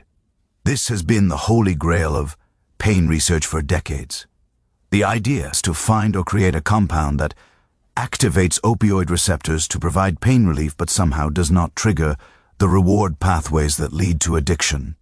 I want to be honest with you, we have been chasing this goal since the 1800s. Remember heroin? It was supposed to be the non-addictive alternative to morphine. That did not work out well. Every few decades, someone announces they have found a less addictive opioid, and every time it turns out that any drug powerful enough to effectively relieve severe pain also has significant addiction potential. This appears to be a fundamental truth of how opioid receptors work in the brain. Maybe future research will prove me wrong. I hope it does, but I am skeptical. A more realistic goal might be developing better tools for predicting who is at higher risk for opioid addiction.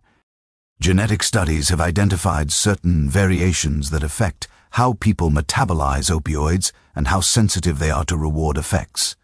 If we could identify high-risk patients before prescribing, we could take extra precautions or use alternative approaches. This is the promise of personalized medicine applied to pain management. There is also a growing recognition that addiction is not just a pharmacological problem, it is a social problem. Remember the lesson from Vietnam. When you remove people from intolerable circumstances, most of them stop needing drugs to cope. This suggests that addressing the root causes of why people turn to drugs in the first place, economic despair, social isolation, trauma, mental illness, might be more effective than any medication strategy. Communities that have been hit hardest by the opioid epidemic are often the same communities that have experienced decades of economic decline, loss of manufacturing jobs, erosion of social institutions, and lack of opportunity. When people feel hopeless, when they see no path forward, when every day is a struggle just to survive, opioids offer temporary escape. Addressing the opioid crisis might require addressing these deeper structural issues, but that is a much harder problem than simply restricting prescriptions or developing new medications. As we stand here in the mid-2020s, 220 years after Certain's discovery, morphine remains as paradoxical as ever. It is simultaneously one of medicine's greatest tools and one of its greatest dangers. It saves lives and destroys lives. It represents human ingenuity at its finest and human folly at its most destructive. And we still have not figured out how to fully harness its benefits while avoiding its harms. But maybe, just maybe, we are getting closer. Maybe the painful lessons of the past 2 centuries, the hundreds of thousands of lives lost, the millions of people who have struggled with addiction. Maybe all of that suffering has taught us something. Maybe we are finally learning to respect morphine's power while being realistic about its limitations. Maybe we are developing the wisdom to match our technological capabilities, or maybe we are just in another temporary equilibrium, waiting for the next crisis, the next overcorrection, the next generation to learn the same lessons the hard way. History suggests the latter is more likely, but hope suggests the former might be possible. And as we wrap up this journey, through 2 centuries of morphine's history, it is worth asking ourselves, what do we want the next chapter to be? Because the story is far from over. Morphine is not going anywhere. The question is whether we can finally write a chapter where its benefits consistently outweigh its harms, where compassion and caution coexist, where we honor both the suffering it relieves and the suffering it causes. That is the challenge. That is the legacy. That is what the next generation inherits from everything that came before. We have traveled together through 220 years of history, from the poppy fields of ancient Mesopotamia to modern hospital intensive care units, from Certain's cramped quarters above a German pharmacy to the battlefields of 5 major wars, from Bayer's catastrophic heroin marketing campaign to Cicely Saunders's hospice revolution. And through it all, one molecule has remained at the center of the story: morphine and the impossible paradox it represents. So as we close this chapter, though the story itself continues, I want to step back and reflect on what this entire journey teaches us. Because morphine's history is not just about a drug. It is about human nature. It is about the eternal tension between wanting to help and causing harm. It is about how progress often comes with a price we do not anticipate until it is too late to avoid paying it. Let us start with the undeniable achievements because they are genuinely extraordinary. Morphine has saved millions of lives. That is not hyperbole. Think about every major surgery performed in the past century and a half. Think about every battlefield casualty who survived because morphine kept him from dying of shock. Think about every cancer patient who was able to spend their final weeks in comfort rather than agony. Think about every broken bone set, every burn treated, every childbirth eased. The amount of human suffering prevented by morphine is almost impossible to calculate. Morphine also fundamentally changed how we think about medicine itself. Before Surte, medicine was largely about using whole plants or crude mixtures whose active ingredients were unknown. Morphine was the first pure pharmaceutical compound ever isolated from a plant, the first alkaloid. That achievement opened the door to modern pharmacology. It showed that you could identify, isolate, and purify the specific molecules responsible for therapeutic effects. Everything that followed, the isolation of quinine, caffeine, cocaine, digitalis, and thousands of other compounds built on Satna's pioneering work. From a purely scientific standpoint, morphine represents human ingenuity at its finest. We took a flower that had been used medically for 5,000 years and figured out exactly which molecule made it work. We learned to measure it, control it, modify it, and deploy it with precision. We turned folk remedy into scientific medicine. That is an achievement worth celebrating. And yet, for every life morphine saved, there is a shadow. For every soldier whose pain was eased, there is a veteran who came home addicted. For every dying patient granted a peaceful death, there are people whose lives were destroyed by dependency. The numbers are staggering in both directions. Millions helped, hundreds of thousands harmed.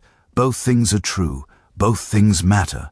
What strikes me most looking at the entire arc of this history is how consistently we've repeated the same pattern. It goes like this. Morphine or a related opioid proves incredibly effective for managing pain. Medical community embraces it enthusiastically. Use expands rapidly. Addiction problems emerge. Society panics and overcorrects. Access becomes restricted. People who genuinely need the medication suffer. Then the pendulum swings back. Rinse and repeat. We saw this pattern after the Civil War, after the heroin disaster of the 1920s, after Vietnam, and most recently with OxyContin. Every single generation thinks they have learned from the past. Every single generation thinks they will be the ones to use opioids responsibly. And every single generation creates a crisis. Why? Why do we keep making the same mistakes? Part of the answer is that the mistakes are not identical. Each crisis has unique features shaped by its historical context. Civil War morphine addiction happened because the hypodermic syringe made administration too easy and because nobody understood tolerance and dependency. The heroin crisis happened because a pharmaceutical company lied about addiction risks and because regulators did not do their job. The Vietnam heroin crisis happened because soldiers were placed in an impossible situation with easy access to pure heroin. The OxyContin crisis happened because of corporate greed combined with a well-intentioned but misguided movement to treat pain more aggressively. The details differ, but the underlying dynamic is always the same. We underestimate morphine's power to create dependency, and we overestimate our ability to control its use. We think we are smarter than previous generations. We think our protocols are better. We think this time will be different, and we are always wrong. Here is an uncomfortable truth. Maybe morphine is simply too powerful for us to use wisely, on a large scale. Maybe the margin between therapeutic benefit and addiction risk is inherently too narrow. Maybe no amount of regulation, educational monitoring can prevent a significant percentage of users from developing problems. This does not mean we should abandon morphine. We cannot. It is too valuable, but it does mean we need to be radically honest about its limitations and risks. Another lesson from this history is that context matters enormously in how drugs affect us. The same molecule morphine can be either medicine or poison depending on who is using it, why they are using it, how it is administered, and what alternatives are available. A dying cancer patient taking morphine for pain is not the same as a civil war veteran injecting morphine to escape trauma memories. A soldier using heroin in the unbearable stress of Vietnam is not the same as a recreational user seeking euphoria. The drug is identical, but the context transforms its meaning and its effects. This insight should shape how we think about drug policy and addiction treatment. Treating addiction as purely a pharmacological problem, this drug hijacks your brain, misses the crucial importance of why people use drugs in the first place. If morphine and related opioids provide escape from intolerable physical or emotional pain, then addressing addiction requires addressing that underlying pain. Otherwise, you're just taking away the escape without solving the problem that made escape necessary. The Vietnam Veteran Study showed us that when you remove people from terrible circumstances, many can stop using drugs without formal treatment. The implication is profound. Maybe the solution to drug epidemics is not primarily medical, but social. Maybe we need to address poverty, trauma, isolation, hopelessness, and lack of opportunity. Maybe that would do more to reduce addiction than any medication or treatment program. But that is a much harder, more expensive, more complicated project than simply restricting drug availability. I also want to talk about the moral dimensions of this story because they are crucial. Every decision about morphine use involves ethical trade-offs. When a doctor prescribes morphine to a patient in pain, they are making a calculation. The benefit of pain relief versus the risk of addiction. When a society decides how strictly to regulate opioids, it is making a collective calculation, protecting some people from addiction versus ensuring others have access to necessary pain relief. There is no perfect answer. Every choice helps some people and harms others. This is why the pendulum keeps swinging. When we see widespread addiction, we feel morally obligated to restrict access. When we see suffering patients denied pain relief, we feel morally obligated to loosen restrictions. Both impulses come from compassion. Both are trying to prevent harm, but they point in opposite directions, and we keep overcorrecting, lurching from one extreme to the other, never finding stable equilibrium. Maybe stable equilibrium is impossible. Maybe the best we can do is recognize the trade-offs explicitly and try to minimize harm in both directions. Accept that some people will become addicted even with the best protocols, while ensuring that genuine medical need is met. Accept that some people will be denied opioids who might benefit while preventing the kind of reckless overprescribing that creates epidemics. It is not satisfying, it is not neat, but it might be the truth. One of the most painful aspects of morphine's history is how addiction has been treated across different populations. We have seen repeatedly that the most vulnerable, the most marginalized, the most powerless people bear the heaviest burden. Black Civil War soldiers were denied adequate pain relief because of racist medical beliefs. Vietnam veterans who came home addicted were treated as criminals rather than victims of circumstance. Poor communities devastated by OxyContin received blame rather than help. Meanwhile, pharmaceutical executives made billions and faced minimal consequences. This pattern reveals something ugly about how we think about drugs and addiction. When wealthy, powerful people become addicted, we call it a medical problem requiring treatment. When poor, marginalized people become addicted, We call it a criminal problem requiring punishment. The molecule is the same, the addiction is the same, but our response depends on whose life is being destroyed. If morphine's history teaches us anything, it should teach us that addiction can happen to anyone.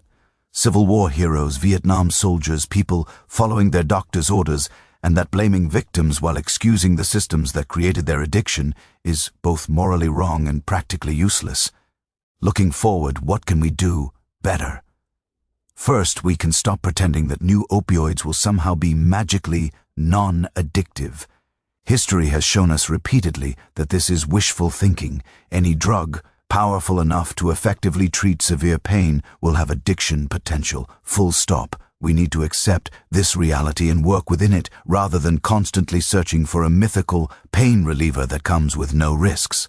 Second, we can get better at individualized risk assessment. Not everyone who takes opioids becomes addicted. Some people are at higher risk due to genetics, personal history, mental health conditions, or social circumstances. If we can identify high-risk patients and take extra precautions with them while treating low-risk patients more liberally, we might be able to thread the needle better. This requires nuance and flexibility rather than one-size-fits-all policies. Third, we can massively expand access to addiction treatment. Right now, in the United States and most other countries, the demand for addiction treatment far exceeds supply. People who want help cannot get it. They are put on waiting lists, told to come back later, turned away because they do not have insurance, or because the nearest treatment center is full. This is unconscionable. If we're going to have powerful addictive drugs in circulation, and we are because they are medically necessary, then we have a moral obligation to provide robust treatment infrastructure for people who develop problems. Fourth, we can reduce stigma around both pain and addiction. People with chronic pain should not be viewed with suspicion as potential drug seekers. People with addiction should not be viewed as moral failures. Both pain and addiction are medical conditions that deserve compassion and appropriate treatment. The stigma serves nobody. It prevents people from seeking help. It interferes with medical care, and it perpetuates suffering. Fifth, and perhaps most importantly, we can address the upstream factors that make people vulnerable to addiction in the first place. Economic opportunity, social connection, mental health care, trauma-informed support. These are not typically thought of as addiction prevention measures, but maybe they should be. If people have reason to hope, if they feel connected to their communities, if they have ways to cope with stress and trauma that do not involve drugs, they are far less likely to develop problematic drug use. This is the real solution, though it is the hardest one to implement. As we close this journey, I want you to think about what morphine represents in the bigger picture. It represents the fundamental tension at the heart of all medical progress. Every powerful tool comes with risks. Every cure has potential side effects. Every advance creates new problems alongside the old problems it solves. This is not a failure of medicine. This is the nature of existence in a complex world. Progress is not linear. It is not clean. It comes with trade-offs we cannot always predict and costs we cannot always avoid. Morphine saved my grandmother's life. Not literally, but in the sense that it gave her a peaceful death. She died of cancer when I was young, and in her final weeks, morphine allowed her to be present with her family, to say her goodbyes, to leave this world with dignity rather than in screaming agony. For that, I am profoundly grateful that Sat Turner made his discovery. For that, I am grateful for 2 centuries of morphine use in medicine. But I also think about the Vietnam veterans I have met who struggled daily with addiction that started with medical morphine use. I think about the families I know who've been torn apart by the opioid epidemic. I think about the teenagers who started with a prescription for wisdom tooth pain and ended up with needle tracks on their arms. For them, morphine and its chemical cousins represent not salvation, but destruction. Both stories are true, both deserve to be told, and both need to inform how we move forward. We cannot lionize morphine as a pure miracle, ignoring the rivers of tears and oceans of suffering it has caused. But we also cannot demonize it as pure evil, ignoring the countless lives it has saved and the mercy it has provided. It is both. It has always been both, and it will always be both. The story of morphine is ultimately the story of us, humanity trying to reduce suffering with the tools available, making mistakes, learning slowly, trying to do better, failing sometimes, succeeding sometimes, always grappling with the consequences of our choices. It is a story without a neat ending because the story continues. Every day in hospitals around the world, doctors are making decisions about morphine. Every day people are being helped by it and harmed by it. Every day we are writing the next chapter. What will that chapter say? Will we finally learn to use morphine's power wisely? Will we find the balance between access and caution, between compassion and responsibility? Or will the next generation look back at us the way we look back at Bayer marketing heroin to children, shaking their heads in disbelief at our failures? I do not know. None of us do. But I do know this. Understanding the past does not guarantee we will avoid its mistakes. But it does give us a fighting chance. Knowing the full history of morphine, the triumphs and the tragedies, the brilliance and the folly, the lives saved and the lives destroyed, that knowledge is the foundation for making better choices. So as you go forward, from here, as you encounter morphine in your own life or the lives of people you love, I hope you will remember this story. Remember Surta risking his life in pursuit of knowledge. Remember the Civil War soldiers screaming in agony and the mercy that morphine provided. Remember the heroin disaster and the lessons ignored. Remember Vietnam veterans and the importance of context. Remember Cicely Saunders and the revolutionary idea that dying people deserved comfort. Remember the OxyContin epidemic and the cost of corporate greed. Remember all of it, the beautiful and the terrible, because all of it is true. Morphine changed medicine forever. That is undeniable. Whether it changed medicine for better or worse depends on which story you tell, which life you examine, which moment in time you choose. The answer is both. It has always been both. And unless something fundamental changes about human nature or the way opioids work in the brain, it will always be both. That is morphine's legacy. A double-edged sword that we cannot put down because we need it too desperately. But that cuts us every time we wield it.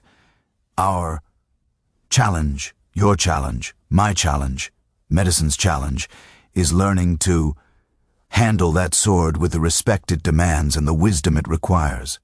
220 years in, we are still learning. Maybe we always will be, and maybe that is okay.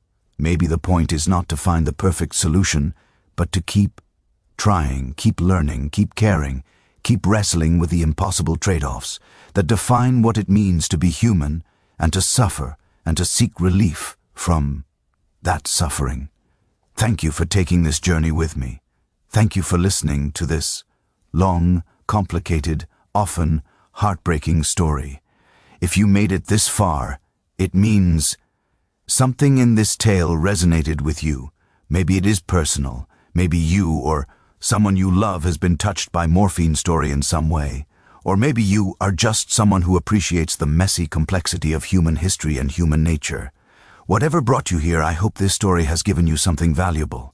Understanding, perspective, compassion for the impossible choices doctors and patients face, an appreciation for both morphine's gifts and its dangers, and maybe, just maybe, a sense that the problems we face today, the opioid epidemic, the challenge of pain management, the question of how to use powerful drugs responsibly, these are not new problems. They are very old problems.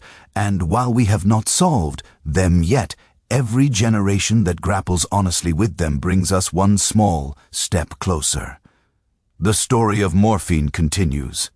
Tonight somewhere, a surgeon is administering morphine to ease post-operative pain. A hospice nurse is giving morphine to a dying patient, providing comfort in final hours. A medic on a battlefield is using morphine to save a wounded soldier's life. And Yes, somewhere someone is struggling with morphine addiction, fighting a battle that will define their life. All of these stories are happening simultaneously right now as echoes of everything that came before. And tomorrow the story continues. The question is, what will we make of it? How will we handle morphine's power? Will we be wiser than those who came before us, or will we repeat their mistakes and add new ones of our own? I do not know, but I do know it matters. The decisions we make about morphine, about pain, about suffering, about relief and risk, these decisions affect real lives, millions of them, and that is why this story matters. That is why we must remember it. That is why we must learn from it. Thank you for being here. Thank you for caring enough to listen, and may we all find the wisdom to use morphine's power as it deserves, with respect, with caution, with compassion, and above all with humility before the reality that some problems do not have perfect solutions, only better choices and worse choices. May we keep choosing better. That is all we can do. That is everything we must do. Good night, sleep well, and may your dreams be free of the kind of pain that morphine was created to soothe.